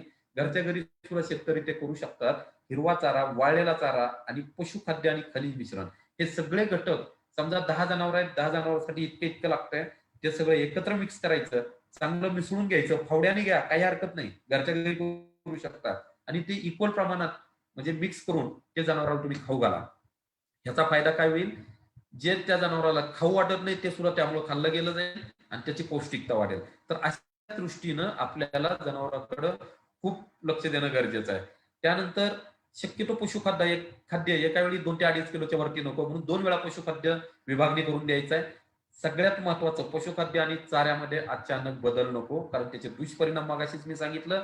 काय होतं की कुठल्याही जनावराच्या शरीराला नवीन प्रोडक्ट किंवा नवीन चाऱ्याशी किंवा नवीन पशुखाद्याशी एकरूप व्हायला कमीत कमी 3 आठवड्याचा कालावधी लागतो आणि त्याच्यामुळे ह्या 3 आठवड्याच्या कालावधीमध्ये त्या जनावराला व्यवस्थित सेट होऊ द्या, त्या जनावराच्या शरीराला त्या नवीन खाद्याची सवय लागू द्या आणि मग ते 100% तुम्ही रिप्लेस करा. दुसरं, टायमिंग, खाण्याच्या वेळा शक्यतो बदलू नका, कारण त्याचा परिणाम सायकोलॉजीशी असतो आणि त्याच्यामुळे बरीचशी CNS सिस्टम आणि ही जी काही बाकीची सिस्टम आहे त्याचा परिणाम आपल्या म्हणजे जनावराच्या भूक वाढी आणि कमी होण्यावरती होतो. म्हणून शक्यतो आहारात बदल नको आणि वेळेमध्ये पण बदल नको. दुसरा आहे, त्या जनावराची आपण व्यवस्थित काळजी घेतली पाहिजे, त्याला आराम मिळाला पाहिजे. आता जनावरांचे 3 वेताचे काळ असतात. एक शॉर्ट मध्ये मी सांगतो कारण टाइम कमी आहे आपल्याकडे. तर सुरुवातीचा काळ, वेताचा सुरुवातीचा काळ खूप महत्वाचा आहे. मी मगाशीच सांगितलं, भूक मंदावलेली असते, त्यामुळे हळूहळू तिची भूक वाढवली पाहिजे. म्हणून त्याच्यासाठी उच्च दर्जाचा पशु खाद्य त्या गाईला दिलं गेलं पाहिजे आपण आणि त्याच्या दुधाच्या प्रमाणात दिलं गेलं पाहिजे. मग सांगितल्याप्रमाणे काही एनर्जी पूरक घटक त्या गाईला, जसं की गुळ असेल, बाजरी असेल, ते खाऊ घातली पाहिजे शिजवून. दुसरा आहे वेताचा मधला काळ. हा सुद्धा तितकाच गरजेचा आहे, कारण तिथं त्या मधल्या काळामध्ये दूध वाढीचं अत्युच्च प्रमाण गेलेलं असतं आणि नंतर ते कॉन्स्टंट राहिलेलं असतं. त्याच्यामुळे तिथं सुद्धा उच्च क्वालिटीचं असं पशुखाद्य त्या गायीला दिलं गेलं पाहिजे. सगळ्यात महत्वाचं आहे लेट लॅक्टेशन किंवा विवेताचा शेवटचा काळ. इथं मात्र आपल्याला थोडंसं काळजी घेणं गरजेचं आहे, कारण ह्या काळामध्ये दूध आपल्याला त्या गायीचं आटवायचं किंवा बऱ्याचशा गायीमध्ये नॅचरली कमी होतं, कारण त्याला आटवण्याची प्रोसेस म्हणतो, प्रक्रिया म्हणतो. कारण भाकड काळ सुरू होतो. ह्या भाकड काळामध्ये आठवण्याच्या पिरियडमध्ये किंवा ड्राय पिरियडमध्ये बरेचसे शेतकरी अजिबातच त्या गायीला पशुखाद्य देत नाहीत. तर मित्रांनो, देशी गाय असू द्या किंवा कुठली गाय असू द्या, तर आपण आज देशी गायीबद्दल बोलतोय. त्या गायीला उपाशी मारू नका, फक्त हिरवा आणि वाळलेला चारा देऊन तिला जगवू नका. शेवटच्या काळामध्ये सुद्धा वेताच्या उलट जास्ती गरज आहे, परंतु पशुखाद्य कमी करा. निम्म्यावर आणलं तरी काही प्रॉब्लेम नाही, पण बंद नका करू, कारण आपलं दूध घेणं हा उद्देश शेवटच्या काळामध्ये नसतो. उलट दूध येत असेल तर ती आटवली पाहिजे गाय. म्हणून ह्या गोष्टी बघता या 3 काळामध्ये आपण त्या गायीची काळजी घेणं खूप गरजेचे आहे, कारण शेवटच्या काळामध्ये जर तुम्ही काळजी नाही घेतली तर ती गाय कदाचित म्हणजे म्हणजे गाभण गाय पर्टिक्युलरली ती ज्यावेळी वेद देईल तर त्यावेळी तिला त्रास होऊ शकतो, तिची हाडं कमजोर होऊ शकतात आणि ती खाली बसलेली उठणार नाही. दुसरं एक महत्वाचं असं आहे की त्याच्यामध्ये ऊसाचं वाडं बऱ्याचशा ठिकाणी खाऊ घातलं जातं. मित्रांनो, माझं ऊसाचं वाडं खाऊ घालण्याला एकच ऑब्जेक्शन आहे की ऊसाचं वाडं आपल्याकडे भरपूर आहे म्हणून आपण त्या गाईला खाऊ घालतो, परंतु एक तुम्हाला माझी कळकळीची विनंती आहे की त्या ऊसाच्या वाड्याची कुट्टी करा आणि त्यामध्ये टोपल्याभर कुट्टीमध्ये मुठभर चुना पावडर टाका, मिक्स करा, 5 ते 6 तास भिजू द्या आणि मग ती नंतर खायला घालवू द्या. म्हणजे संध्याकाळची तयारी सकाळी करा, सकाळची संध्याकाळी करा, जेणेकरून त्या गायीला अशा प्रकारची ट्रीटमेंट केल्याला जर ऊसाचं वाडं खाऊ घातलं तर त्याचा फायदा असा होईल की कॅल्शियमची कमतरता पडणार नाही, कारण ऊसाच्या वाड्यामुळं कॅल्शियम अवेलेबल होत नाही आणि कमतरता निर्माण होते. तर अशा दृष्टीनं शेवटच्या काळामध्ये सुद्धा त्या गायीची काळजी घेणं खूप गरजेचं आहे. दुसरं मित्रांनो, आणखी काही महत्वाच्या बाबती अगदी शॉर्ट मध्ये मी सांगायचा प्रयत्न करतो. आणखी मला एक 5 ते 10 मिनिटं लागतील, तर मी थोडीशी माने सरांना विनंती करतो 5-10 मिनिटं मला द्यावे, कारण थोड्याशा महत्वाच्या स्लाइड आणखी काही राहिलेल्या आहेत. तर आपल्याकडे आजूला प्रोडक्शन, आता मित्रांनो बऱ्याचशा ठिकाणी म्हणजे मी उदाहरण म्हणून देत नाही, हे आम्ही प्रूव्ह करून दाखवलेले टेक्नॉलॉजी आहेत. आमच्या इथं वाघोलीचा जो कॅम्पस आहे, म्हणजे आमचं एवढं भारी डेमॉन्स्ट्रेशन युनिट होतं आधी, परंतु त्याच्यानंतर आम्ही प्रत्येक खेडोपाडी म्हणजे बऱ्याचशा नगर जिल्ह्यामध्ये बऱ्याचशा केलंय, संगमनेरला केलेलं आहे, नंदुरबारकडे केलेलं आहे, तर इथं सुद्धा आम्ही करतो. आमच्या कॅम्पसमध्ये पण आहे. आजोला आम्हाला खूप चांगले रिझल्ट आलेले आहेत. त्याच्या वेगवेगळ्या पद्धती आम्ही अवलंबलेल्या आहेत. दुसरा आहे कॅक्टस, निवडुंग. त्याचं मी तुम्हाला पुढे सांगेन. तर निवडुंग जो आहे ते सुद्धा एक जनावरांसाठी म्हणजे आत्ताच्या घडीला फक्त आम्ही हे शास्त्रीयदृष्ट्या बोलत नाही, शेतकऱ्याच्या दारी आम्ही ही टेक्नॉलॉजी नेऊन ठेवलेली आहे. तर कॅक्टस एक चांगला पूरक म्हणजे हिरवा चारा म्हणून जनावराला आपण खाऊ घालतो. त्याचं एक उदाहरण देतो मित्रांनो. सुरुवातीला आम्ही ह्याच्यावरती नाबार्डचा प्रोजेक्ट आणला, बरंचसं काम केलं. त्याच्यामध्ये नर्सरी टेक्निक कसे डेव्हलप करायचे, त्याच्यापासून काटाविरहित निवडुंग कसा तयार केला आणि त्याचे कसं वाढवलं, त्याच्यामध्ये कुठली कुठली पौष्टिक तत्व आहेत ते अनालिसिस केलं आणि त्यानंतर त्याच्या आम्ही फिडिंग ट्रायल जनावरांवरती घेतल्या, शेळ्यांवरती घेतल्या, आता मोठ्या जनावरांवरती सुरू आहे. तर सांगण्याचा एक आनंद होतो की हे कॅक्टस खायला जनावर कुठलाही त्रास करत नाही, उलट टाकल्या ते जनावर लगेच खाऊन टाकतं. तर अशा दृष्टीनं आपल्याला ते फार गरजेचं आहे. दुसरं महत्वाचं आहे की कॅक्टस किंवा स्पाइनलेस कॅक्टस ज्याला म्हणतो, काटेविरहित, तर ते अगदी बांधावर पण येतं, मुरमाड जमिनीत पण येतं, त्यामुळे पाणी कमी लागतं. दुसरं आहे हायड्रोपोनिक्स. मित्रांनो, खाली फोटो दाखवलेला आहे, मी जास्त काही बोलणार नाही. हायड्रोपोनिक्स सगळ्याला माहिती आहे, परंतु जे छोटे शेतकरी आहेत त्यांच्यासाठी मी रिकमेंड करेन, कारण मोठ्या ऑर्गनाइज फार्म मध्ये थोडंसं अडचण येतात, परंतु हायड्रोपोनिक्स सुद्धा एक उत्तम माध्यम आहे चाऱ्या पिकासाठी. दुसरं आहे युरिया ट्रीटमेंट सुद्धा तितकीच गरजेची आहे. जसं मी मागे सांगितलं, गव्हाचं किंवा तुरीचं भुसकट असेल किंवा गव्हाचं काढ असेल किंवा सोयाबीनचं काढ असेल, त्याला युरिया ट्रीटमेंट जर दिली अगदी अल्प प्रमाणात 1% ते 2% 4% म्हणत नाही मी, कारण लोक त्याचा अपभ्रंश करतात, म्हणून 1 ते 2% युरिया ट्रीटमेंट केली तर त्याचा सुद्धा फायदा होतो. दुसरा आहे अशा प्रकारच्या काही व्हरायटी लावायच्या ज्या चारा म्हणून वापरल्या जातात, मेडिसिन म्हणून वापरल्या जातात आणि माणसासाठी पण होतात. त्याचंच एक उदाहरण देतो. बायफची बायफ बाजारा नंबर 1 व्हरायटी आहे, जे ड्युअल पर्पज आहे, म्हणजे 3 कापण्या जनावरांसाठी होतं, 4थ्या कापणीला आपण बाजरी आपल्या स्वतःला खाण्यासाठी करू शकतो. त्याच पद्धतीनं सायलेज एक खूप महत्वाचा आहे, म्हणजे मुरघास. आजकाल आपण बघतो शेतकऱ्यांचे ग्रुप आहे, मी पण बऱ्याचशा ग्रुपमध्ये आहे. सायलेज किंवा मुरघासावरती खूप सारं काम चाललेलं आहे, तर हे आपल्यासाठी चांगली गोष्ट आहे. मित्रांनो, इथं फील्डवरती जे आपण ट्रायल घेतले आणि ह्याचे काही व्हिडिओ पण आहेत, परंतु वेळेअभावी मी दाखवत नाही. तर टाकल्या टाकल्या ह्या शेळ्यांनी लिटरली 3 ते 3.5 किलो एका शेळीनं कॅक्टस किंवा निवडुंग खाल्लेला आहे. तसंच गायीमध्ये 7 ते 8 किलो अगदी बिना काही दुष्परिणाम ते खाल्लं जात आहे. त्यामुळे पाण्याची त्यांची कमतरता कमी होते. तर अशा दृष्टीनं आपण मुरघासच एक शॉर्ट मध्ये तुम्हाला सांगतो की मुरघास म्हणजे काय. मुरघास सगळ्याला माहितीये. आपण ज्यावेळी जास्ती प्रमाणात चारा असतो तो टिकवून ठेवतो, परंतु आता कन्सेप्ट बदलली. रुटीन फिडिंग मध्ये सुद्धा मुरघास वापरलंच पाहिजे. तर याच्यासाठी आपण वेगवेगळ्या प्रकारचे सायलेज कल्चर वापरतो. त्यासाठी चारा कुट्टी करून घ्यायचा. ते कल्चरचं प्रमाण असतं 1/2 लिटर आणि 1.5 लिटर पाणी, ते त्याच्यावरती फवारायचं, खनिज मिश्रण टाकायचं, हवा भरून भरून दाबून त्यातली काढायची, मिक्स करायचं आणि जे 40-45 दिवस पूर्वी लागायचे ते फक्त 18 ते 20 दिवसामध्ये सायलेज किंवा मुरघास तयार होतो. तर अशा दृष्टीनं हे वेगवेगळे प्रकार आहेत मुरघास करण्याचे. आता मित्रांनो, आम्ही ज्या काही अशा देशी गाईमध्ये काम करतो त्याबद्दल पण एक थोडक्यामध्ये तुम्हाला सांगतो. कारण अशी वल्लभ गोशाळा असेल, दामोदर असेल, इव्हन सोमनाथ ट्रस्टचं जी सोमनाथची गोशाळा आहे, प्रत्येक ठिकाणी आमचं काम सुरू असतं. कारण बायफचं तुम्हाला माहिती आहे की ब्रीडिंग मध्ये तर खूप आस्पेक्ट आहे, परंतु न्यूट्रिशन मध्ये पण आम्ही कामं करतो. तर त्या ठिकाणी सुद्धा आम्ही टेक्निकल कन्सल्टन्सी असते, ज्याच्यामध्ये इतक्या सुंदर गायी आहेत आणि ती लोक सुद्धा आपल्याला मानतात आणि ती फॉलो करतात. ही आनंदाची गोष्ट आहे. परंतु त्यांनी सुद्धा थोडंसं एक मॉडर्नायझेशन ज्याला म्हणू, की धार्मिक भाव तर आहे, परंतु मॉडर्न सायन्सची जोड देऊन अशा प्रकारचं चांगल्या गोष्टी त्यांनी डेव्हलप केलेल्या आहेत. हे तिथले फोटोग्राफ्स तुम्ही बघू शकता. तिथं आम्ही मीटिंग कंडक्ट करतो, त्यांना फीड फॉर्म्युलेशन देतो. मित्रांनो, हे साधं एक उदाहरण म्हणून सांगतो तुम्हाला, की आम्ही गायीनुसार काही डाएट शेड्यूल बनवले होते. जसं की बहुतेक कुणीतरी एडिट करण्याचा प्रयत्न करतंय. एनिवे, तर त्याच्यामध्ये गीर गाईचं एक उदाहरण दिलं होतं आपण, की 5 लिटरसाठी, 8 लिटरसाठी, 10 लिटरसाठी आणि 12 लिटरसाठी आणि दूध न देणाऱ्या गायांसाठी किती फिडिंग कॉस्ट पडते किंवा काय काय देऊ शकतो. एक उदाहरण म्हणून सांगतो. तर हे जर तुम्ही दिलं गेलं तर त्याची किती सेव्हिंग होते, हे सगळं आम्ही त्यांना इकॉनॉमिक करून दाखवलेलं आहे. म्हणून मित्रांनो, विनंती आहे, फक्त 1 तासाच्या लेक्चरवरून सगळंच कळेल असा काही भाग नाही. परंतु जरी काही शंका आल्या तरी शेवटी मी शेवटची स्लाइड परत टाकणार आहे, की ज्याच्यामध्ये माझा कॉन्टॅक्ट नंबर तुम्हाला दिसेल. तर सांगण्याचा एक उद्देश आहे, की अशा प्रकारच्या फिडिंग कन्सल्टन्सी आपण करतो, लोकांना चांगले सल्ले देण्याचा प्रयत्न करतो आणि त्याचसोबत म्हणजे हे न्यूट्रिशन पाहत असताना बायफ बद्दल एक शॉर्ट मध्ये सांगतो, की बायफ एक मोठी सेवाभावी संस्था आहे. जवळपास देशाच्या कानाकोपऱ्यामध्ये पसरलेली आहे. 16 ते 18 राज्यामध्ये आपलं काम आहे आणि इथं उरुळी कांचनला मध्यवर्ती संशोधन केंद्र आहे. मित्रांनो, आता कोविड सिच्युएशनमुळे मी तुम्हाला इथं बोलवणार नाही, परंतु वेबसाईटला जा, तुम्ही सर्च करा आणि उरुळी कांचनला वेगवेगळी जी कामं चालतात त्याच्यामध्ये तुम्ही वीर्य कांड्या बघताय, म्हणजे देशी गायी असतील, क्रॉसब्रेड ज्याला म्हणतो संकरित गायी असतील, प्युअर ब्रेड असतील, तसेच आपल्याला सेक्स सॉर्टेड सिमन सुद्धा आपल्याकडे तयार होतं.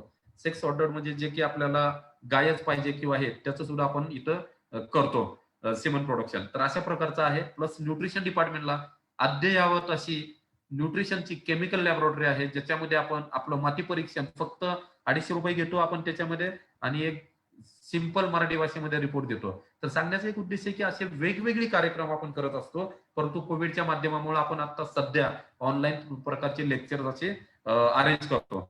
दुसरं आहे, की ह्या काही टेक्नॉलॉजीज आहेत. जसं मी तुम्हाला मगाशी सांगितलं, की ज्यावेळी दुष्काळ असेल तर या दुष्काळाच्या काळामध्ये ह्या टेक्नॉलॉजी खूप काम करतात. कंप्लीट फीडचे ब्लॉक म्हणजे ठोकळे तयार करणं, त्यांच्या पेलेट किंवा गोळ्या तयार करणं, वेगवेगळ्या प्रक्रिया तयार करणं, प्रक्रिया करणं, युरिया मोलेसिस बनवणं. तर ह्या सगळ्या टेक्नॉलॉजी आपण फक्त तयार नाही केल्या तर शेतकऱ्याच्या दारापर्यंत आपण पोहोचवलेल्या आहेत. आता सध्या परिस्थितीला आम्ही आणखी एका प्रोजेक्टवरती काम करतोय.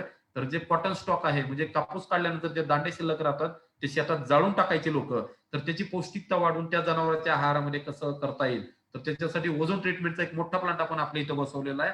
तर सर्वांना विनंती करतो, की आपण ऑनलाईन चेक करा. काही शंका आली तर आम्हाला कॉन्टॅक्ट करा. आपल्याला वेगवेगळी ही मिळेल. आणि मित्रांनो, सगळ्यात महत्वाचं, की आपण पब्लिकेशन इंग्लिश तर आहेतच, परंतु मराठीमध्ये ॲग्रो1 किंवा वेगवेगळ्या ॲग्रो वर्ल्ड वगैरे मध्ये आपण म्हणजे न्यूट्रिशनची सुद्धा खूप पब्लिकेशन्स आहेत. म्हणजे संतुलित आहार कसा असला पाहिजे, त्यानंतर खनिजाचं काय महत्व आहे, अशा वेगवेगळ्या बाबींवरती आपण करत असतो. त्याचप्रमाणे रेडिओवरती सुद्धा आपले रेडिओ टॉक्स असतात. वेगवेगळे सब्जेक्ट मागच्या वर्षी सुद्धा आपण कव्हर केले आहे. काटेवेर निवडुंग असेल, मुरघास असेल, त्यानंतर काही व्हिडिओ सुद्धा तुम्हाला पाहायला मिळतील. अक्षय ऊर्जा योजना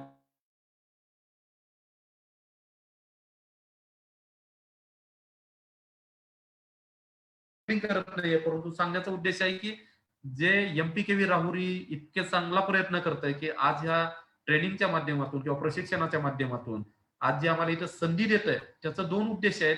म्हणजे आमच्यासाठी सुद्धा, की आम्हाला पब्लिसिटी नकोय, परंतु लोकांना कळलं पाहिजे की बायफ मध्ये काय चाललंय. त्यामुळे मी हे सगळं दाखवतोय. तर तुम्हाला कुठलीही शंका काही वाटलं तर तुम्ही नक्कीच आम्हाला म्हणजे वर जे मी पहिल्या स्लाइड मध्ये माझा कॉन्टॅक्ट नंबर वगैरे दिलेला आहे त्याच्यावरती तुम्ही कॉन्टॅक्ट करू शकता. तर मला जो काही आज आयोजकांनी संधी दिली आणि जवळपास म्हणजे 1 तासाचा टाइम दिला होता, त्यात मी फुल प्रयत्न केला 1 तासामध्ये करण्याचा आणि थोडंसं 5-10 मिनिटं लेट झालं त्याबद्दल दिलगिरी व्यक्त करतो आणि आपल्या सर्वांची रजा घेतोय. परंतु आपले काही शंका असतील, प्रश्न असतील तर ते आपण विचारावे अशी मी आपल्या सगळ्यांना विनंती करतोय. तर माने सर आपल्यास विनंती आहे, काही प्रश्न असतील तर आपण विचारावे किंवा याच्या माध्यमातून नंतर सुद्धा आपण टचमध्ये राहू. जसं तुमचं ठरेल ते मला सांगा please. Hello. Patil sir. Hello. हा हां, सर बोला. काही कुणाच्या शंका असतील शेतकऱ्यांच्या, पशुपालकांच्या तर सर माझी एक शंका आहे. अतुल जोंधळे बोलतोय संगमनेरमधून. हा बोला. सुपर नेपियर तर तो गायांना जनावरांना खायला देणं योग्य राहील की?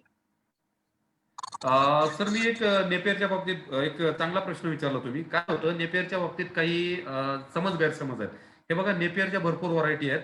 त्याच्यामध्ये खूप सारं संशोधन होत गेलंय. सुरुवातीला ज्या काही व्हरायटी निघाल्या त्यामुळे मी व्हरायटीचा कुणाचाही उल्लेख करत नाही, कारण कुणालाही दुखावण्याचा उद्देश नाही. परंतु ज्या काही व्हरायटी होत्या त्याच्यामध्ये जेनेटिकल मॉडिफिकेशन खूप केले गेले आणि त्याच्यामुळे आता चांगल्या प्रकारच्या व्हरायटी निघाल्या. फक्त त्याचं त्या कन्सर्न कंपनीला आपण विचारावं. परंतु नेपियर घेत असताना एकच बघायचं त्या व्हरायटीमध्ये ऑक्झॅलेट कंटेंट कमीत कमी असावं आणि कूस कमी असावी. हे दोनच भाग आहेत. कारण ऑक्झॅलेटमुळे काय होतं की ते जनावर लागण व्हायला त्रास होतं. म्हणून ऑक्झॅलेट अगदी निग्लिजिबल असलेलं नेपियर तुम्ही वापरा. त्याच्यामुळे मी कुठल्याही कंपनीचं नाव घेणार नाही, परंतु ते तुम्ही ऍटलिस्ट त्या कंपनीकडून जाणून घ्या ऑक्झॅलेट कंटेंट किती आहे आणि मग ते खाऊ घातलं तरी काही त्रास होणार नाही. अपेक्षित आहे कितीपर्यंत असणं अपेक्षित आहे ऑक्झिलेटचं कंटेंट मिनिमम? सर त्याच्यामध्ये नाही सांगतो. ऑक्झॅलेट कंटेंटच्या ऐवजी मी दुसरं तुम्हाला सांगतो. ऑक्झॅलेट कंटेंट म्हणण्यापेक्षा तुम्ही एक काम करा की आहारामध्ये बऱ्याचशा वेळी 100% नेपियर देऊ नका. हे मी तुम्हाला सांगतोय. का सांगतोय? कारण हिरव्या चाऱ्याच्या एक दलीय जो हिरवा चारा आहे त्याच्या 50% पर्यंत तुम्ही नेपियर ठेवा, तर तुम्हाला त्याचा त्रास होणार नाही. आणि सगळ्यात महत्वाचं जे आत्ताच्या लेटेस्ट व्हरायटी आहेत ज्याच्यामध्ये कूस अजिबात नाहीये किंवा फार कमी आहे अशा व्हरायटी तुम्ही वापरा. ओके. आणि दुसरी गोष्ट, चवळी जी गायांना द्यायची द्विदल मध्ये हो, तर ती हो. कोणत्या स्टेज मध्ये दिली पाहिजे आणि तिचं प्रमाण किती असायला पाहिजे? मित्रांनो कसं आहे की त्यासाठी खरं तर ऍग्रिकल्चर एक्सपर्ट आहेत, परंतु असं एक चवळी सुद्धा जी आहे ना की जास्त कवळी पण नको आणि जास्त एकदम परिपक्व झालेली नको. आणि चवळीचं किंवा कुठल्याही द्विदलीय चाऱ्याचं प्रमाण जसं मी सांगितलं, एकूण हिरव्या चाऱ्याच्या 30%. समजा 20 किलो चारा देता एकूण, तर त्याच्या 30% म्हणजे जवळपास 5-1 किलो फक्त द्विदलीय चारा द्यायचा. कुठलाही द्या, लुसन द्या, बरसिम द्या किंवा चवळी द्या. ओके. येस. थँक्यू सर नमस्ते. Welcome sir. नमस्ते सर बोला. हा सर, माझं चंद्रकांत माने, मी सांगलीहून बोलतो, इस्लामपूर. हो बोला बोला. सर मला विचारायचं होतं, आमच्याकडे आता जवळजवळ 13-14 महिन्याचा ऊस आहे, तर तो जनावरांना कसं त्याचं कटिंग करून द्यायचं की कसं कांड्या करून हो द्यायचं? हो. नाही काय करा, कांड्यापेक्षा तुम्ही ज्याला आपण चाफिंग म्हणतो ना, चाफिंग करून द्या. परंतु जसं मगाशी मी सांगितलं की 100% ऊस चारणं पण चुकीचं आहे.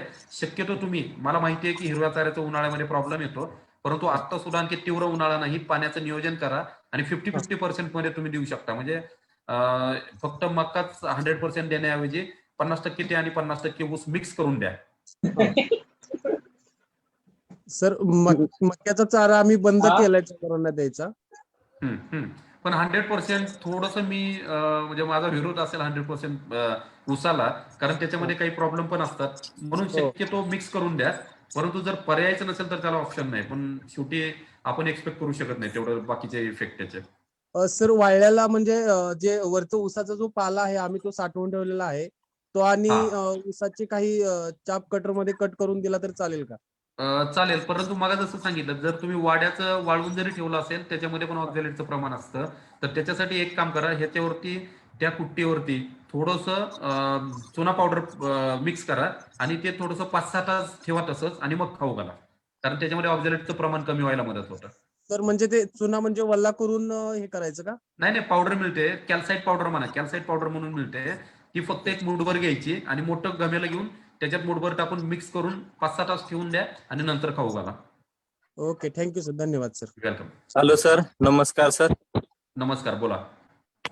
सर मी एका ठिकाणी बघितलो एच.एफ गाई जे असतात ना सर, संकरित गाय, हो हो. त्या गायीचे ते म्हणजे भेट देण्यासाठी गेलो होतो. तर त्या शेतकऱ्यांनी काय केलं होतं सर, एक मोठा हौद होता आणि त्या हौदामध्ये पशु आहार जो असता ना आपला, बरोबर तो बरोबर पशु आहार टाकला होता आणि दररोज त्याच्यावरती पाणी टाकत होते त्यांनी मुरण्यासाठी बरोबर. बरोबर बरोबर. आणि सर ते दररोज तेच म्हणजे असं ते आहार देत होते, म्हणजे ती कितपत योग्य आहे सर, का एकदाच महिन्याचा? अगदी अगदी उत्तम प्रश्न आपण विचारला, त्याबद्दल मी आभार मानतो आणि एक क्लिअर गोष्ट करतो. बरेचसे हो सर. ह्याच्यावरती वाद पण असतात, परंतु एक प्रॅक्टिकल अनुभव आणि सायंटिफिकली प्रूव्हन म्हणजे मोठमोठ्या कॉन्फरन्सेस मध्ये डिस्कस झालेल्या गोष्टी सांगतो. याला आंबवणे म्हणतात लोक, म्हणून पशुखाद्याला आंबवण हा नाव पडलंय. परंतु आंबवण्याला लिमिट आहे. ही जी पद्धत आहे शक्यतो नॉर्थ इंडियामधून जास्त प्रचलित झाली. त्या लोकांनी जे मोठमोठे तबेले वगैरे आहेत ते काय करतात की हौद बांधतात, त्याच्यामध्ये हे सगळं टाकतात म्हणजे पशुखाद्य किंवा भुसा वगैरे, आणि त्यानंतर ते रात्रभर भिजवून ठेवतात. आता मी तुम्हाला आणखी एक शॉकिंग न्यूज असं सांगतो की जे आपल्याला पटत नाही. बरेच जण त्याच्यामध्ये ब्रेडचे तुकडे किंवा ब्रेडचे वेस्ट येतात ना बेकरीचे, ते टाकतात. पण लिटरली असला घाणेरडा प्रकार करू नका, कारण त्याच्यामध्ये बुरशी चढलेली मी पाहिलेली आहे. आणि सगळ्यात महत्वाचं आहे, इतकं आंबून जेवढं द्याल तेवढं ऍसिडिक पीएच म्हणजे पोटामध्ये ऍसिडिक पीएच तयार होतो, त्याचे पण साईड इफेक्ट होतात. म्हणून शक्यतो जर रेडीमेड पशुखाद्य घेतलं तुम्ही, गोळीपेंड घेतली तर उत्तम, कारण गोळीपेंड काय केलेलं असतं, त्याला वाफ दिलेली असते आणि 75 ते 80 डिग्री तापमानापर्यंत वाफ दिल्यामुळं त्याची पचनीयता वाढते. म्हणून अशा प्रकारचं गोळीपेंड जेवढी तुम्ही खाऊ घालता, तर फक्त पाण्याचा शिंपडा म्हणजे थोडासा शिंतोडा द्यायचा आहे, जेणेकरून तो खाद्य ओलं झालं पाहिजे. परंतु चिखल करून खाऊ घालायचा नाही मित्रांनो, त्याला माझा टोटल विरोध आहे. सर एक मिनिट, एक विचारायचं होतं सर. ते हा. आपलं सर आहार जो तयार करता आपण, प्रोडक्ट तयार करता बोललो ना सर आपण, हो, ते पशुखाद्य. आपल्या शेतकऱ्यांच्या सेवेसाठी जर विक्रीला ठेवलं तर भेटेल का सर? नाही, आपण पशुखाद्य करत नाही, खनिज मिश्रण हा. करतो. तर हा, जसं हा, मी हा. म्हणलं, माझा नंबर दिलेला आहे. आपण थ्रू आउट इंडिया कुठलंही म्हणजे तुम्ही कम्पेअर करू शकता. तर तुम्हाला उरळी कांचनला कॉन्टॅक्ट करायला लागेल किंवा मला कॉन्टॅक्ट करा. त्यानंतर हो. तुमच्या इथं घरपोच डिलिव्हरी पेमेंटच्या बेसिसवरती केली जाते, मिळू शकतं. ठीक आहे सर, धन्यवाद. Hello sir. हा, बोला. सर मी रितेश मालोकर बोलतो, बुलढाणा जिल्ह्यामधून. नमस्कार, बोला. हॅलो हा, बोला सर, ऐकतोय. मिनरल मिक्सचर खरंच गरजेचं आहे का सर अल्पामध्ये? मगाशी मी काय सांगितलं तुम्हाला, की जसं वासरू जन्मल्यानंतर मरेपर्यंत त्याला मिनरल मिक्सचर द्यायचं. एक साधं उदाहरण देतो. आपण त्या गाईचं दूध घेतो आणि 1 लिटर दुधामध्ये 1.2 ग्रॅम कॅल्शियम असतं. आज 10 लिटर जरी दूध घेतलं, 12 ग्रॅम कॅल्शियम त्या दुधातून बाहेर येतं. म्हणतो ना आपण दूध पौष्टिक आहे, बरोबर ना? मग ह्या दुधामध्ये कॅल्शियम कुठून आलं? गाईच्या हो सर. शरीरामधून आलं. असं एक उदाहरण कॅल्शियमचं झालं. असं प्रत्येक खनिज त्या दुधामधून येतात. म्हणून मी सांगितलं की आपण एवढं दूध पिळतोय त्या गाईचं, तर त्या गाईची ती कॅल्शियमची कमतरता किंवा खनिजाची कमतरता भरून कशातून काढली पाहिजे आपण?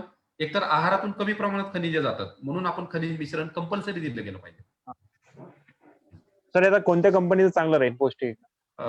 सर तसं अवघड प्रश्न मला विचारलेला आहे. फक्त मी तुम्हाला कंपनीचं नाव नाही घेत. कुठलंही खनिज मिश्रण मागा सांगितल्याप्रमाणे शक्यतो त्याला काहीतरी स्टॅम्पिंग असावं, जसं मी सांगितलं मार्क असावं, म्हणजे कुठंतरी बुवा, कारण लोकल खूप कंपन्या झाल्यात, त्यात काय माती मिसळून देतील काही गॅरंटी नाही. त्यामुळे मी कुणा कंपनीचं नाव नाही देत, पण शक्यतो असं सर, स्टँडर्ड आणि आमच्या ब्रँडेड बुलढाण्यामध्ये घ्या. आणि सगळ्यात महत्वाचं, तुम्ही एज्युकेटेड आहात, त्याच्यावरती कंटेंट वाचा आणि कुठेतरी एखादं क्रॉस चेक करण्यासाठी कंपनीला म्हणा की हे आम्हाला प्रूव्ह करा की याच्यामध्ये इतकं कॅल्शियम, फॉस्फरस वगैरे वगैरे आहे. त्याच्यामुळे तुम्ही ते व्यवस्थित वाचून घेऊन वापर करा. नमस्कार सर. ठीक आहे, धन्यवाद सर. हा रितेश, हॅलो. बोला. हॅलो हॅलो हॅलो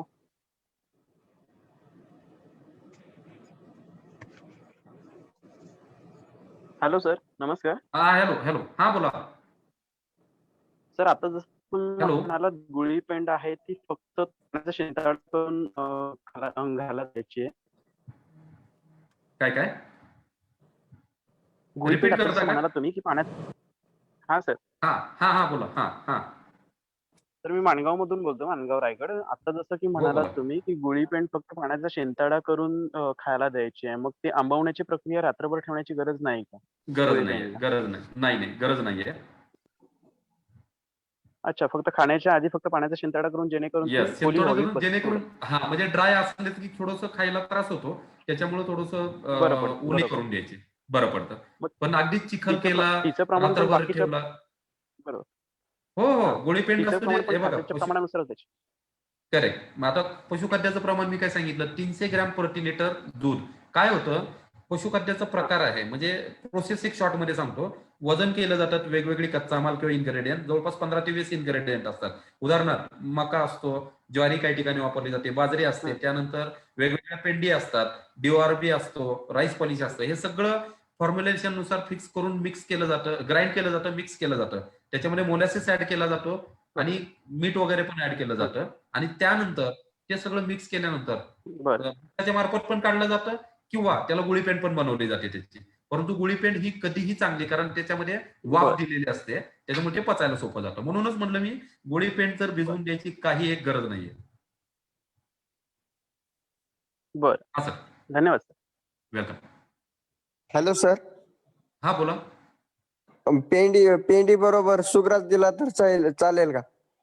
चालेल, काही प्रॉब्लेम येणार नाही, परंतु प्रमाण फक्त व्यवस्थित सगळ्याचं ठेवा, काही अडचण येत नाही. ओके, धन्यवाद सर. धन्यवाद सर. पाटील सर पुढे. डॉक्टर आवारे सरांनी अतिशय चांगली अशी माहिती दिली की जनावरांची उत्पादकता कशावरती अवलंबून असते, म्हणजे पशुची किंवा त्या जनावरांची आनुवंशिकता, त्यामुळे वंशावळ पाहिली पाहिजे. त्याचप्रमाणे संप्रेरके संतुलन, ऊर्जेची उपलब्धता, आणि ऊर्जेची जर उपलब्धता कमी असेल तर संचित ऊर्जा जी आहे शरीरातील ती वाढली जाते आणि परिणामी ते 2 व्यतातील अंतर वाढू शकतं आणि ते जो दुग्ध व्यवसाय आपला आहे तो तोट्यात जाऊ शकतो.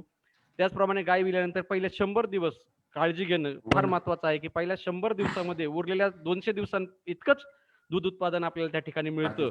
त्याचप्रमाणे टोटल मिक्स्ड रेशन, ॲझोला, काटाविरहित निवडुंग, युरिया प्रक्रिया, मुरघास, म्हणजे सर्व जे घटक आहेत ह्या आहार व्यवस्थापनामधले, ते आहार व्यवस्थापनावरची त्यांनी सांगोपांग अशी चर्चा केली आहे की पशु व्यवस्थापनामध्ये किंवा दुग्ध व्यवसायामध्ये 70% किंवा 70% जास्त खर्च हा आहार व्यवस्थापनावर होत असतो आणि त्याची अतिशय चांगली की कमी खर्चामध्ये सुद्धा आपण कसं टोटल मिक्स रेशन घरच्या घरी बनवायचं याविषयी सविस्तर मार्गदर्शन या ठिकाणी डॉक्टर मनोज आवारे सर यांनी केलं आहे.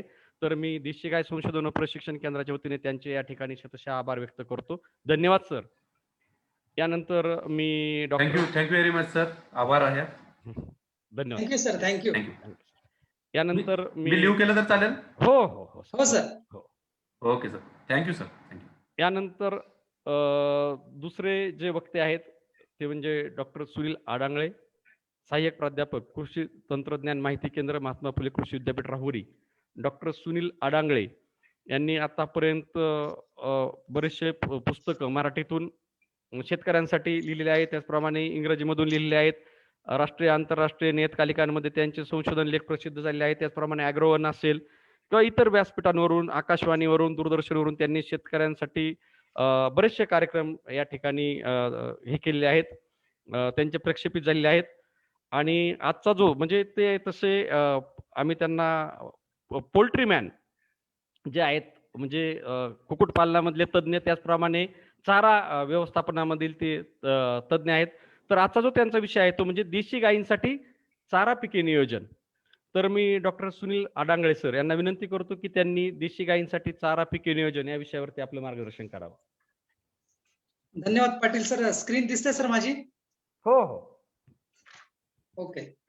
धन्यवाद. आजच्या या देशी गाय प्रशिक्षण व संशोधन केंद्रांतर्गत सुरू असलेल्या शेतकऱ्यांसाठी या व्याख्यानासाठी मी आपल्या सर्वांचं स्वागत करतो. आणि आजचं जे माझं व्याख्यान आहे देशी गायींसाठी चारा पीक नियोजन. आता तसं बघितलं तर देशी गायींच्या चारा पीक नियोजनासाठी आपण वर्षभराचं नियोजन कसं असावं, त्यासाठी कोणकोणता चारा आवश्यक आहे, यासाठी अगोदर आपण जनावरांची संख्या किती आहे, आपल्या इथे पाण्याची सोय आहे का नाही, आणि प्रत्येक जनावराची चाऱ्याची गरज कशी आहे, यानुसार हंगामानुसार नक्कीच आपण चांगल्या प्रकारे चाऱ्याची निर्मिती करू शकतो. यामध्ये वेगवेगळा चारा घेऊ शकतो. वेगवेगळे चाऱ्याचे वाण असतील, त्याची उत्पादकता किती असेल, त्यात प्रथिनांचं प्रमाण किती असेल, या ठिकाणी मी सादरीकरण करत आहे. तर आपण प्रथमतः बघितलं की चारा पिकामध्ये जे आहे तर पशुपालकांच्या दृष्टीने या दुग्ध व्यवसायामध्ये हिरव्या चाऱ्याला अतिशय महत्व आहे. आणि आहारामध्ये, जनावरांच्या आहारामध्ये 70% भाग हा चाऱ्याचा असतो, तर 30% भाग हा पशुखाद्याचा असतो. कारण काय होतंय की एकूण चाऱ्यासाठी लागणारा जो खर्च आहे, जवळजवळ 65 ते 70% खर्च जो आहे हा जनावरांच्या चाऱ्यावरती आणि पशुखाद्यावरती होत असतो. जसं बघितलं की आपण भारतामध्ये चाऱ्याचं क्षेत्र जे जवळजवळ 6.5% पुढे आहे. त्यानंतर भारतात हिरव्या चाऱ्याची 62%, सुक्या चाऱ्याची 22% आणि पशुखाद्याची जवळजवळ 64% कमतरता आहे. त्याचप्रमाणे जर महाराष्ट्रात बघितलं तर चाऱ्याची कमतरता जी आहे ती एकूण 45% आहे आणि उपलब्धता जी आहे ती 11 दशलक्ष टन आहे. तर चाऱ्यामध्ये वेगवेगळ्या एकदल आणि द्विदल चाऱ्यांचा समावेश होत असतो. आणि जर आपणास वर्षभर चारा हवा असेल तर त्यानुसार आपण बहुवार्षिक चारा पिकांची लागवड करणं अतिशय महत्वाचं असतं. तर आपण साधारणपणे यामध्ये बघूया की जनावरांची चाराविषयी गरज किती आहे. आपण देशी गायींचं आता बघतोय तर देशी गायीसाठी 2 ते 2.5 किलो प्रति 100 किलो शारीरिक वजन, म्हणजे शरीराच्या 100 किलो गायीचं वजन असेल तर त्या गायीसाठी 2 ते 2.5 किलो चारा आवश्यक असतो. तर यामध्ये जर बघितलं आपण तर 8 किलो चारा आणि 4 किलो खुराक देणं आवश्यक असतंय. चाऱ्यामध्ये साधारणतः हिरवा चारा जो आहे हा 2.6 किलो द्यावा. त्यामध्ये 50% धान्यवर्गीय असेल, 50% शेंगावर्गीय असेल आणि जो सुकाचा खुराक आहे तर तो त्यामध्ये 4 किलो द्यावा. खुराकामध्ये आपण वेगवेगळे केक असतील, त्याच्यामध्ये कॉटन सीड केक असेल, ग्राउंडनट केक असेल, त्याच्यानंतर धान्य असेल आणि धान्यापासून जे काही इतर उप उत्पादन आहे जसे की राईस ब्रॅन असेल, व्हीट ब्रॅन असेल, हे आपण त्या चारा त्या खुराकामध्ये वापरू शकतो. आता हिरव्या चाराचे उत्पादनातील महत्वाचे घटक कोणकोणते आहेत? चांगला उत्तम प्रकारे चारा निर्माण करण्यासाठी जमिनीची उपलब्धता असणं महत्वाचं आहे. तसेच चांगली निचरा होणारी आणि मध्यम गतीची जी मशागतीसाठी ती जमीन आवश्यक आहे. त्यासाठी आपण जर आपणास जास्त प्रकारे चारा उत्पादन घ्यायचं असेल तर त्यामध्ये आपण जास्त नत्रयुक्त खतांचा पुरवठा करून जवळजवळ 25 ते 30% आपण चाऱ्याचं उत्पादन वाढवू शकतो. आता यामध्ये पुढे असं आहे की यामध्ये चारा उत्पादन करताना आपण बियाण्याची प्रक्रिया करावी लागते. त्यामध्ये एकदल पिकांसाठी ॲझोडोबॅक्टर वापरू शकतो, द्विदल पिकांसाठी रायझोबियम वापरू शकतो. आणि ही जी बियाणे प्रक्रिया करायची आहे ही बियाणे प्रक्रिया पेरणीपूर्वी करावी लागते. त्यानंतर चांगल्या चारा उत्पादनासाठी सिंचन व्यवस्था म्हणजे वर्षभर पाण्याची चांगली व्यवस्था उपलब्ध असणं अतिशय गरजेचं आहे. त्यानंतर रोगराई नियंत्रणासाठी जर आपण कीटकनाशकांची जर फवारणी केली असेल तर किमान 21 दिवस फवारलेला चारा हा खाद्य म्हणून वापरू नये, कारण त्यामधनं विषबाधा होण्याची शक्यता असते. जसं मी सांगेन या ठिकाणी लसूण घास मध्ये जर मावा आढळला तर त्याचं नियोजन जे आहे त्याचं नियोजन करण्यासाठी 5% निंबोळी अर्क वापरावा. आणि जर संकरित नेपर मध्ये जर मर आढळला तर त्यामध्ये रोगासाठी ट्रायकोडर्मा या जैविक खताचा आपण वापर करू शकतो. त्यानंतर हिरव्या चाऱ्याची कापणी, ही कापणी जी आहे ही योग्य वेळेवर योग्य फुटवे झाल्यानंतर करणं अतिशय महत्वाचं आहे. तसेच त्यामध्ये योग्य वेळी केल्यामुळे व्यवस्थित चांगले पोषण मिळणं आपल्याला जनावरांसाठी उपलब्ध झाले पाहिजे. अशा प्रकारे जी चाऱ्याची महत्वाची घटक आहे त्यामध्ये चांगलं आपण नियोजन करून चांगल्या प्रकारे हिरव्या चाऱ्याचं आपण उत्पादन घेऊ शकतो. आता आपण बघूया की चाऱ्यामध्ये जे वेगवेगळे घटक आहेत, अन्न घटक आहेत, त्याचं महत्वाचं कार्य काय काय आहे. जसं डॉक्टर आवारी साहेबांनी सांगितलं की प्रथिनं जे असतील हे प्रथिनं द्विदल धान्यामध्ये उपलब्ध असतात. लसूण घास, बरसिंग आणि चवळी तसंच पेंडमध्ये उपलब्ध असतात. आता प्रथिनांचं कार्य काय असतं की सगळ्यात महत्वाचं कार्य जे आहे की पेशींची झीज भरून काढणं, त्यानंतर शरीराची व गर्भाची वाढ करणं आणि वेगवेगळे संप्रेरक असतील पाचक द्रव्ये निर्माण करण्याचे असतात. तसेच दुधातील प्रथिनांची भरपाई सुद्धा करणं. नंतर पिष्टमय पदार्थ असतील त्यामध्ये एकदल धान्य असतं, त्यामध्ये मका, ज्वारी, बाजरी असेल, हे दूध उत्पादनासाठी आणि गर्भधारणेसाठी पिष्टमय पदार्थ अतिशय महत्वाचे असतात. त्यानंतर स्निग्ध पदार्थ असतील, हे स्निग्ध पदार्थ जे आहे ते आपल्याला पेंड जे आहे, सरकी पेंड आहे, सोयाबीन आहे, यामधनं आपल्याला मिळतात. आता स्निग्ध पदार्थामध्ये काय होतं की त्यामुळे जनावरांच्या कातडीची चमक वाढते, ऊर्जा निर्मिती होते आणि ऊर्जा साठवणूक व सुलभ हालचालीसाठी स्निग्ध पदार्थ अतिशय महत्वाचे असतात. त्यानंतर काष्टमय पदार्थ असतात. आता काष्टमय पदार्थ आपल्याला जनावरांसाठी उपलब्ध असलेला वाळलेला चारा जो कडबा आहे त्यामधनं आपल्याला मिळू शकतात. त्याच्यामुळे काय होतं, चाऱ्यासाठी जे ज्या काष्टमय पदार्थ असतात त्या पदार्थामधून कार्बोदके आणि काही प्रमाणात प्रथिनं मिळतात. तर त्यामुळे काय होतं, काष्टमय पदार्थामुळे जे प्रथिनं वगैरे जे असतात, कार्बोदके असतात, त्यामुळे जनावरं चांगल्या प्रकारे रवंथ करू शकतात.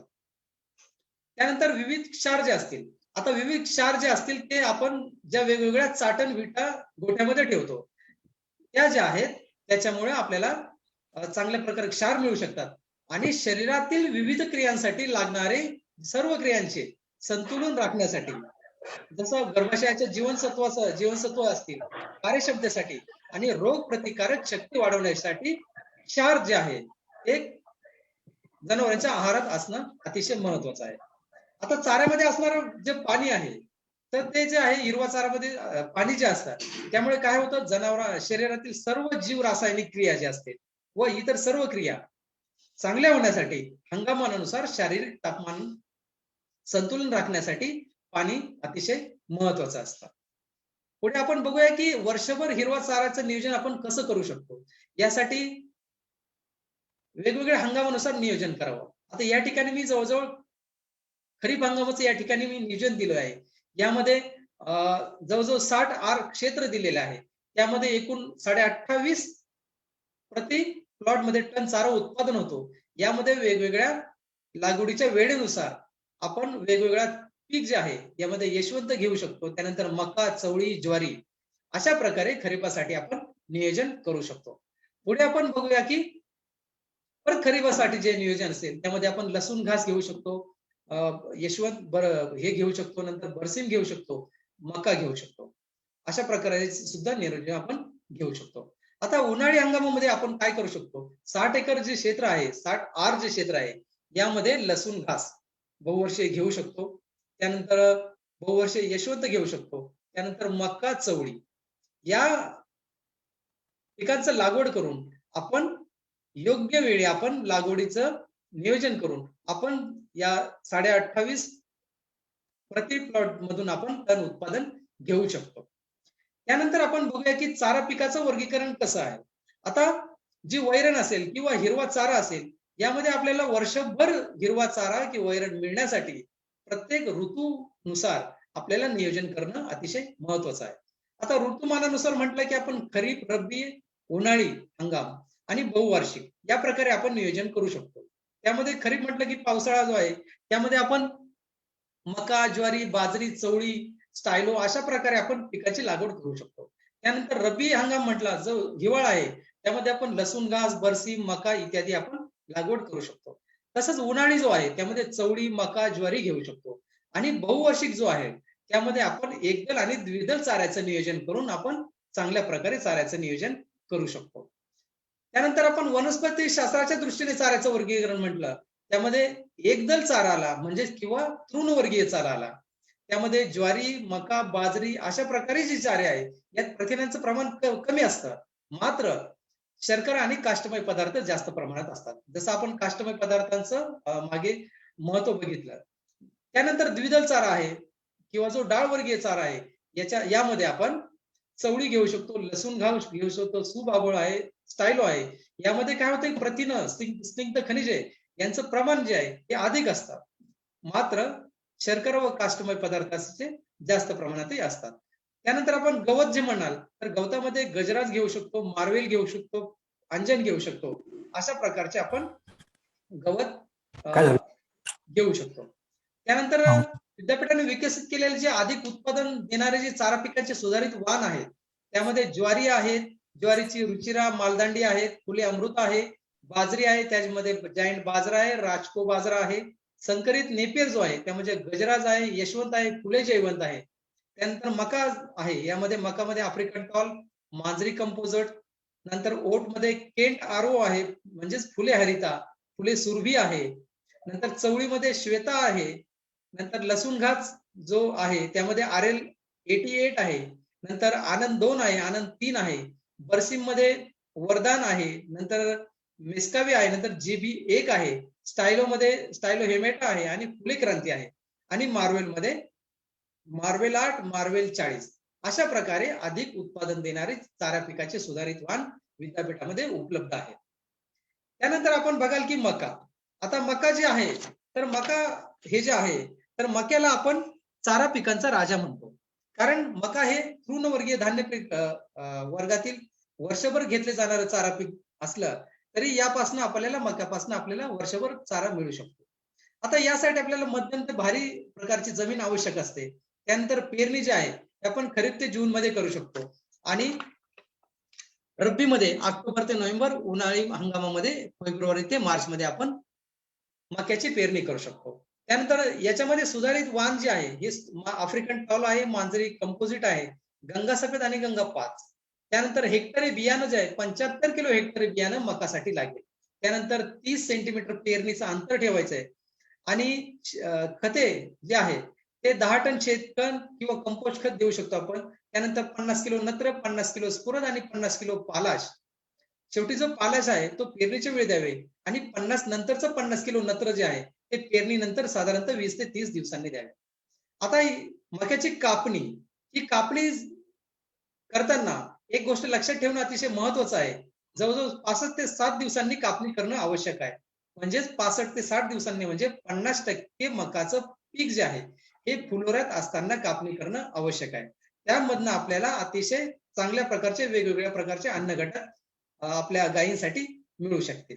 त्यानंतर उत्पादन जे आहे मक्याचं ते 500 ते 600 क्विंटल उत्पादन मिळतं आणि यामध्ये जवळजवळ जर आपण कापणी 50% पीक फुलोऱ्यात असताना केली तर या मकापासून आपल्याला जनावरांसाठी 9% प्रथिनं उपलब्ध होतात.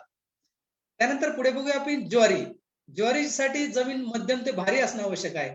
त्यानंतर पेरणी जी आहे खरीप, रब्बी, उन्हाळी हंगामानुसार आपण करू शकतो. यामध्ये वेगवेगळ्या प्रकारचे सुधारित वाण आहे, मालदांडी आहे, फुले अमृता आहे, फुले रुचिरा आहे. साधारणतः 75 किलो हेक्टरी बियाणं पेरणीसाठी आवश्यक असतं आणि पेरणीचं अंतर पेरणी करताना साधारणतः 30 सेंटीमीटर 2 ओळीमध्ये अंतर ठेवावं आणि खताच्या बाबतीत 10 टन शेणखत किंवा कंपोस्ट खत द्यावं. 50 किलो नत्र, 50 किलो स्फुरद आणि 50 किलो पालाश हा जो आहे पेरणीच्या वेळी द्याव्या आणि नंतर परत साधारणतः 25 ते 30 दिवसांनी 50 किलो नत्र पुरवठा आपण चांगल्या उत्पादनासाठी करावा. यानंतर कापणी करताना साधारणतः जवळजवळ 50% फुलोऱ्यात असताना कापणी केल्यास चांगल्या प्रकारे आपण उत्पन्न घेऊ शकतो. कारण काय होते 50% फुलोऱ्यात असताना कापणी केली मक्याप्रमाणेच यात प्रथिनं साधारणतः 7.5% पुढे आपण प्रथिनं मिळू शकतो आणि उत्पादन जे आहे हे 450 ते 500 हेक्टरी क्विंटल मध्ये उत्पादन आपण घेऊ शकतो. त्यानंतर बरसीम आहे, म्हणजे काही ठिकाणी याला घोडाग्रासही म्हणतात. यासाठी जमीन मध्यम ते भारी आवश्यक असते. पेरणी आपण ऑक्टोबर नोव्हेंबर महिन्यात करू शकतो. सुधारित वाण यासाठी वरदान 4 आहे, JP1 आहे. त्यानंतर हेक्टरी बियाणं जे आहे हे 25 किलो हेक्टरी बियाणं आवश्यक आहे आणि पेरणी करताना दोन्ही ओळीमधील अंतर हे 30 सेंटीमीटर ठेवणं आवश्यक आहे. यासाठी लागणारं खत जे आहे 10 टन शेणखत किंवा कंपोस्ट खत द्यावं. नंतर 15 किलो नत्र, 90 किलो स्फुरद आणि 30 किलो जो पालाश आहे हा पेरणीपूर्वी देणं आवश्यक आहे.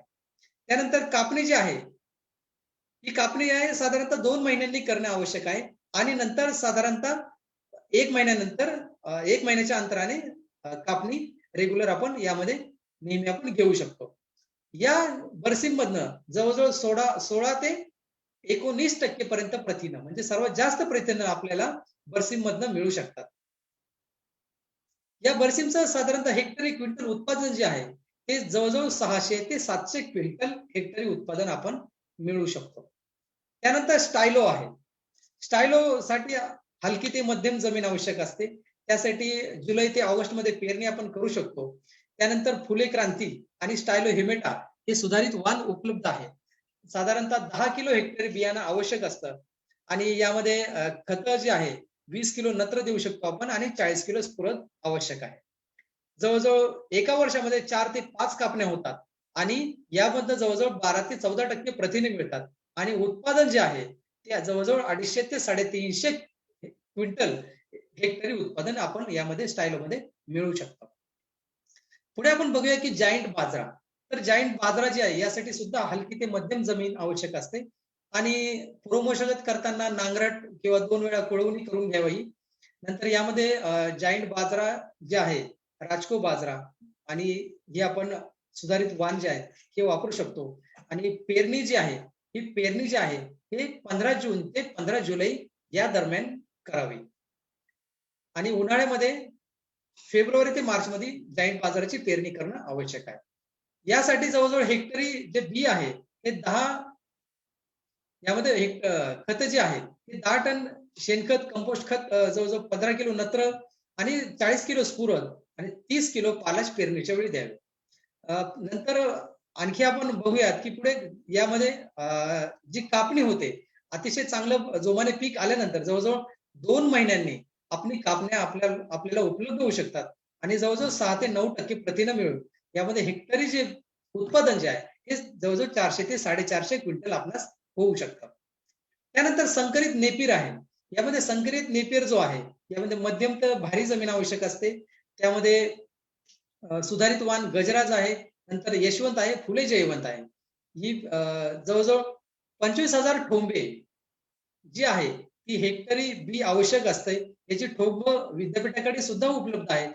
फक्त ठोंबे लावताना एका ठिकाणी 2 ठोंबे लावणं आवश्यक आहे. यामध्ये 20 टन शेणखत आणि 50 किलो नत्र, 40 किलो स्फुरद आणि 20 किलो पालाश प्रत्येक कापणीनंतर आपण या ठिकाणी नत्र पुरवठा अधिक सुद्धा आपण करू शकतो. नंतर कापणी करताना साधारणतः 7 ते 8 कापणी जी आहे जवळजवळ जमिनीपासून 25 सेंटीमीटर अंतरावर करावी. आणि त्यानंतर म्हणजे काय होईल, चांगल्या प्रकारे आपल्याला उपलब्ध उत्पादन जे आहे चांगल्या प्रकारे आपल्याला मिळू शकेल. पहिली कापणी जी आहे ही 2 महिन्यानंतर करावी आणि त्यानंतरच्या ज्या कापण्या आहेत या 40 दिवसांनी आपण कराव्या. यामध्ये पोषण मूल्य जवळजवळ 10 ते 11% असतात आणि जवळजवळ 2000 ते 2500 क्विंटल उत्पादन आपण संकरित नेपियर पासून आपण घेऊ शकतो. त्यानंतर ओट आहे. या ओट जे आहे ते मध्यम तर भारी जमीन आवश्यक असते. पेरणीसाठी ऑक्टोबर ते नोव्हेंबर महिन्यात पेरणी करू शकतो. यासाठी फुले हरिता, फुले सुरभी हे सुधारित वाण विद्यापीठाकडे उपलब्ध आहे. या साधारणतः ओटसाठी 100 किलो प्रति हेक्टर बियाणं आवश्यक असतात. आणि खत जे आहे यामध्ये 10 टन शेणखत किंवा कंपोस्ट खत, त्यानंतर 50 किलो नत्र, 40 किलो स्फुरद आणि 40 किलो पालाश आपण पेरणीच्या वेळी देऊ शकतो. त्यानंतर 50 किलो नत्र जे आहे ते 1 महिन्याच्या अंतराने आपण देऊ शकतो. कापणी करताना पहिली जी कापणी आहे ही 60 दिवसांनी करावी. त्यानंतर 40 दिवसानंतर पुढे ज्या दुसऱ्या तिसऱ्या ज्या कापणी असतील त्या आपण करू शकतो. हेक्टरी उत्पादन यामध्ये सुद्धा 400-450 क्विंटल उत्पादन मिळते. आणि 50% फुलेरत असताना आपण जर ओट मध्ये कापणी केली तर त्यापासून आपल्याला 7 ते 10% प्रथिनं उपलब्ध होऊ शकतात. त्यानंतर पॅराग्रास जे आहे याची मध्यम जमीन आवश्यक असते. नांगरट करून घ्यावी, नंतर 2 कुळवा चांगली करून घेतल्यानंतर, चांगली मशागत झाल्यानंतर मे ते जुलै या दरम्यान आपण पॅराग्रासची आपण लागवड करू शकतो. पॅराग्रास साठी जवळजवळ 11,000 ठोंब जे आहेत ते हेक्टरी लागतात. पेरणीमधील अंतर 30 बाय 30 सेंटीमीटर ओळी ठेवू शकतो आपण. आणि 20 टन शेणखत प्रत्येक कापणीनंतर आणि 20 किलो नत्र यासाठी असा प्रकारे खत देणे आवश्यक आहे.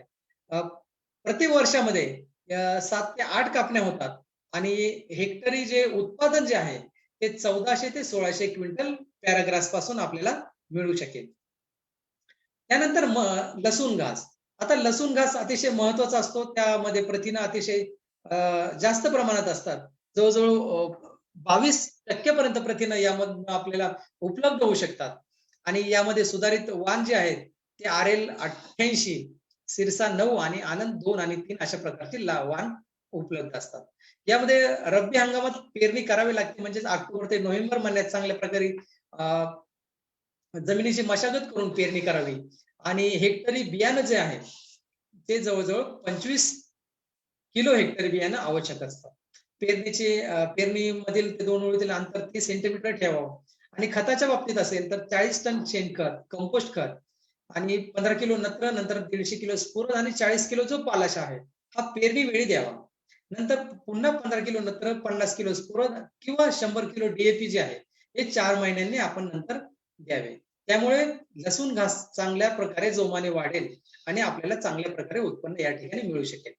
त्यानंतर जी कापणी आहे लसूण घासाची जी कापणी आहे ही साधारणतः पहिल्या 1.25 महिन्यानंतर म्हणजे किंवा 40 दिवसानंतर आपण करू शकतो आणि नंतर पुढे 25 दिवसांच्या अंतराने आपण चांगल्या प्रकारे पहिली कापणी केल्यानंतर 25 दिवसांच्या अंतराने पुढील कापणी आपण लसूण घासामध्ये करू शकतो. यामध्ये हेक्टरी बियाणं जे आहे जवळजवळ 1000 हेक्टरी उत्पादन जे आहे 1000 ते 1200 प्रतिवर्ष जे उत्पादन यामध्ये क्विंटलमध्ये उत्पादन मिळू शकेल आणि पोषण मूल्य जे आहे हे 18 ते 22% पोषण मूल्य उपलब्ध होतात. त्यानंतर चवळी जी आहे चवळीमध्ये मध्यम ते भारी जमीन आवश्यक असते, चांगली निचरा होणारी जमीन, त्यामध्ये सुधारित वाण जे आहे श्वेता आहेत, नंतर EC 4216 आहे, अशा प्रकारे वाण उपलब्ध आहेत. त्यानंतर पेरणी जी आहे ही खरीप मध्ये आणि उन्हाळ्यामध्ये आपण चवळीमध्ये पेरणी करू शकतो. त्यानंतर हेक्टरी बियाणं जे आहे हे 40 किलो प्रति हेक्टरी बियाणं आवश्यक असतं. खते जी आहे ही 5 टन शेणखत द्यावे, नंतर 20 किलो नत्र, 60 किलो स्फुरद जे आहे हे जी खतं आहेत नत्र आणि स्फुरद पेरणीच्या वेळी देणं आवश्यक असतं. त्यानंतर हे यामधनं येणारं जे उत्पादन जे आहे ते हेक्टरी आपल्याला साधारणतः 300 ते 350 किलो हेक्टरी उत्पादन या ठिकाणी आपल्याला मिळू शकतं. त्यानंतर कापणी जी आहे कापणी करताना साधारणतः 60 ते 65 दिवसांनी करावी. ती कापणी करताना एक लक्षात घ्यावे की 50% फुलवरीत असताना जर कापणी केली तर चवळीमधनं आपणास 16 ते 18% प्रथिनं पोषण मूल्य जास्त प्रमाणात आपणास मिळू शकतात. त्यानंतर दशरथ गवत जे आहे त्यामध्ये हलके ते मध्यम जमीन लागते, त्यामध्ये पूर्व मशागत चांगल्या प्रकारे करून घ्यायची, नांगरट नंतर 2 ते 3 वेळा कोळवणी करायची, नंतर वाफेवर पाडून घ्यायचे आणि नंतर जून ते जुलै महिन्याच्या दरम्यान आपण पेरणी करू शकतो. पेरणीमधील अंतर हे 60 ते 100 सेंटीमीटर ठेवावं आणि हेक्टरी जे बियाणं आहे दशरथचं तर या ठिकाणी 15 किलो हेक्टरी बियाणं आवश्यक असतात. नंतर नत्र व पाला जो आहे हा 20 किलो द्यावा आणि स्फुरद जे आहे हे 50 किलो खत आपण या दशरथ मध्ये देणं आवश्यक असतं. यामध्ये प्रति वर्षाच्या दरम्यान ज्या कापण्या आहेत 4 ते 5 कापण्या होतात आणि 11 ते 12% प्रथिनं पोषण मूल्य या दशरथ पासून आपल्याला मिळू शकतात. आता मार्वेल गवत म्हणजे हे फुले गोवर्धन आहे. यामध्ये फुले गोवर्धनसाठी मध्यम ते भारी कसदार चांगली निचरा होणारी पाण्याची जमीन आवश्यक असते. पूर्व मशागत करताना चांगल्या प्रकारे नांगरट करून घ्यावी, नंतर 2 ते 3 वेळा कोळवणी करावी आणि ती कोळवणी केल्यानंतर आपण फुले गोवर्धनाची आपण चांगल्या प्रकारे या ठिकाणी लागवड करून चांगले उत्पन्न आपण घेऊ शकतो. कारण फुले गोवर्धनाची जवळजवळ 75,000 जे कांडे आहेत त्या हेक्टरी लागतात. यामध्ये पेरणीचं जे अंतर आहे 45 ते 30 सेंटीमीटर आपण पेरणीचं अंतर ठेवावं आणि पेरणी जी आहे खरीपमध्ये जून ते ऑगस्ट आणि उन्हाळ्यामध्ये फेब्रुवारी ते मार्च या दरम्यान केल्यास चांगल्या प्रकारे फुले गोवर्धनचं आपण उत्पादन घेऊ शकतो. खते जे आहे 10 ते 15 टन शेणखत द्यावं, 60 किलो स्फुरद, 60 किलो नत्र, 40 किलो स्फुरद आणि 20 किलो पालाश आपण फुले गोवर्धनच्या बाबतीत आपण देणं आवश्यक आहे. त्यानंतर कापण्या पुढे 50 ते 60 दिवसांनी आपण करू शकतो, म्हणजे 2 महिन्याच्या अंतराने कापण्या करू शकतो. जवळजवळ 60 ते 70 टन उत्पादन हे हेक्टरी फुले गोवर्धन गवतामध्ये होऊ शकतं आणि त्यापासून आपल्याला जवळजवळ 6.5% प्रथिनं आपणास मिळू शकतात. त्यानंतर शेवरी, यामध्ये आपण शेताच्या बांधावरती शेवरी लावू शकतो आणि त्यासाठी जून ते ऑगस्ट महिन्याच्या दरम्यान शेवरी आपण लावू शकतो. हेक्टरी बियाणं जर आपण वेगळेच शेवरीचं लावले असेल तर त्यामध्ये साधारणतः 10 ते 15 किलो बियाणं आवश्यक असतं आणि ओळीमध्ये 75 ते 100 सेंटीमीटर अंतर ठेवणं आवश्यक आहे. खतं म्हणून त्यासाठी 20 किलो पुरस, 50 किलो स्फुरद आणि 50 किलो पालाश आवश्यक आहे. त्यानंतर कापणे 4 ते 5 कापण्या कराव्यात, 1 फूट उंचीवर ठेवावं. नंतर उत्पादन जे आहे 500 ते 600 क्विंटल उत्पादन आपल्याला हेक्टरी मिळू शकतं आणि शेवरीपासून आपल्याला 18% प्रथिन आपणास मिळू शकतात. पुढे जे आहे डोंगरी गवत, हे डोंगरी गवत जे आहे यासाठी मध्यम ते हलकी जमीन आवश्यक आहे. पूर्व मशागत नेहमीप्रमाणे नांगरट नंतर 1 कुळवणी वगैरे करून घ्यायचे आणि आपण पेरणी जी आहे जून ते ऑगस्ट महिन्याच्या दरम्यान आपण पेरणी करू शकतो. 2 ओळीमध्ये 60 सेंटीमीटर अंतर ठेवावं जेणेकरून चांगल्या प्रकारे उत्पन्न होऊ शकेल. आणि 10 किलो हेक्टरी बियाणं जे आहे ते डोंगरी गवतासाठी आवश्यक आहे. यामध्ये जुलै ते ऑगस्ट या काळात दरवर्षी एकदा वर्षातून एकदा 50 किलो नत्र द्यावे. त्यानंतर कुठलंही खत देण्याची आवश्यकता नाही. आणि 2 ते 3 कापण्या वर्षातून होऊ शकतात. आणि या डोंगरी गवतापासून आपल्याला साधारणतः 5.5 ते 6% पर्यंत प्रथिनं पोषण मूल्य आपल्याला मिळू शकतात. त्यानंतर सेंचरस गवत आहे. आपण बऱ्याच ठिकाणी आपण बघितलं असेल. या ठिकाणी हे जून ते ऑगस्ट महिन्याच्या दरम्यान लावा. नंतर या जवळजवळ 8 ते 10 किलो बियाणं प्रति हेक्टरी लागू शकेल. आणि खते जे आहे हे जुलै ते ऑगस्टच्या दरम्यान द्यावी. वर्षातून एकदाच फक्त नत्राची आवश्यकता आहे. तेही हेक्टरी 50 किलो आपण नत्र देऊ शकतो. हे जवळजवळ कापण्या ज्या एका वर्षामध्ये 2 ते 3 कापण्या होतात. आणि हेक्टरी उत्पादन जे आहे हे 200 ते 300 क्विंटल आपणास सेंचरस गवतापासून उत्पादन मिळू शकेल. त्यानंतर चारा पिके आणि बियाण्याची गवताची ठोंबे जी आहेत विद्यापीठामध्ये गवत संशोधन योजना आहे. अखिल भारतीय समन्वित चारा संशोधन प्रकल्प आहे. बियाणे विभाग आहे आणि बियाणे विक्री केंद्र सुद्धा उपलब्ध आहे. या ठिकाणी वेगवेगळी चाऱ्याची बियाणं, चारा पिकाची गवताची ठोंब उपलब्ध असतात. आपल्या मागणीनुसार किंवा हंगामाच्या उपलब्धतेनुसार आपणास वेगवेगळ्या प्रकारची चारा पिकाचे बियाणं, गवताची ठोंबे उपलब्ध होऊ शकतात. या ठिकाणी काही बियाणे विभाग आणि बियाणे विक्री केंद्राचा या ठिकाणी फोन नंबर देखील दिलेला आहे. या नंबरवरती आपण संपर्क करून या ठिकाणी आपणास आवश्यक असलेल्या चारा पिकांचे बी किंवा गवताचे ठोंब आपण या ठिकाणी घेऊ शकतात. यानंतर ही विद्यापीठाची काही प्रकाशनं आहेत. यामध्ये पौष्टिक हिरव्या चाऱ्याचा लसूण घास असेल, स्टायलोची लागवड असेल, मका असेल, त्यानंतर जाईंट बाजऱ्यासाठी पेरा असेल, चवळी आहे, नंतर ओट आहे आणि बरसिंग लागवड आहे. अशा प्रकारे वेगवेगळी विद्यापीठाची प्रकाशने उपलब्ध आहेत. त्यासाठी नंतर हिरव्या चाऱ्यासाठी फुले जैवंत असेल, त्यानंतर जसं आपण बहुवार्षिक हिरव्या चाऱ्यासाठी मार्वेल गवत आहे, त्याची फुले गोवर्धनची या ठिकाणी आमच्याकडे ठोंब देखील उपलब्ध आहेत. आणि असा करा मुगास. अशा प्रकारे वेगवेगळ्या प्रकारची विद्यापीठाची प्रकाशने आमच्याकडे या ठिकाणी उपलब्ध आहे. आणि वेगवेगळ्या प्रकारे आपणास विनंती राहील की आपण आपणास लागणाऱ्या चारा पिकाची बियाणे असेल, गवताची ठोंब असेल, या ठिकाणी विद्यापीठाकडे हंगामानुसार उपलब्ध असेल त्यावेळेस नक्कीच आपल्यासाठी उपलब्ध करून दिली जाईल. धन्यवाद सर.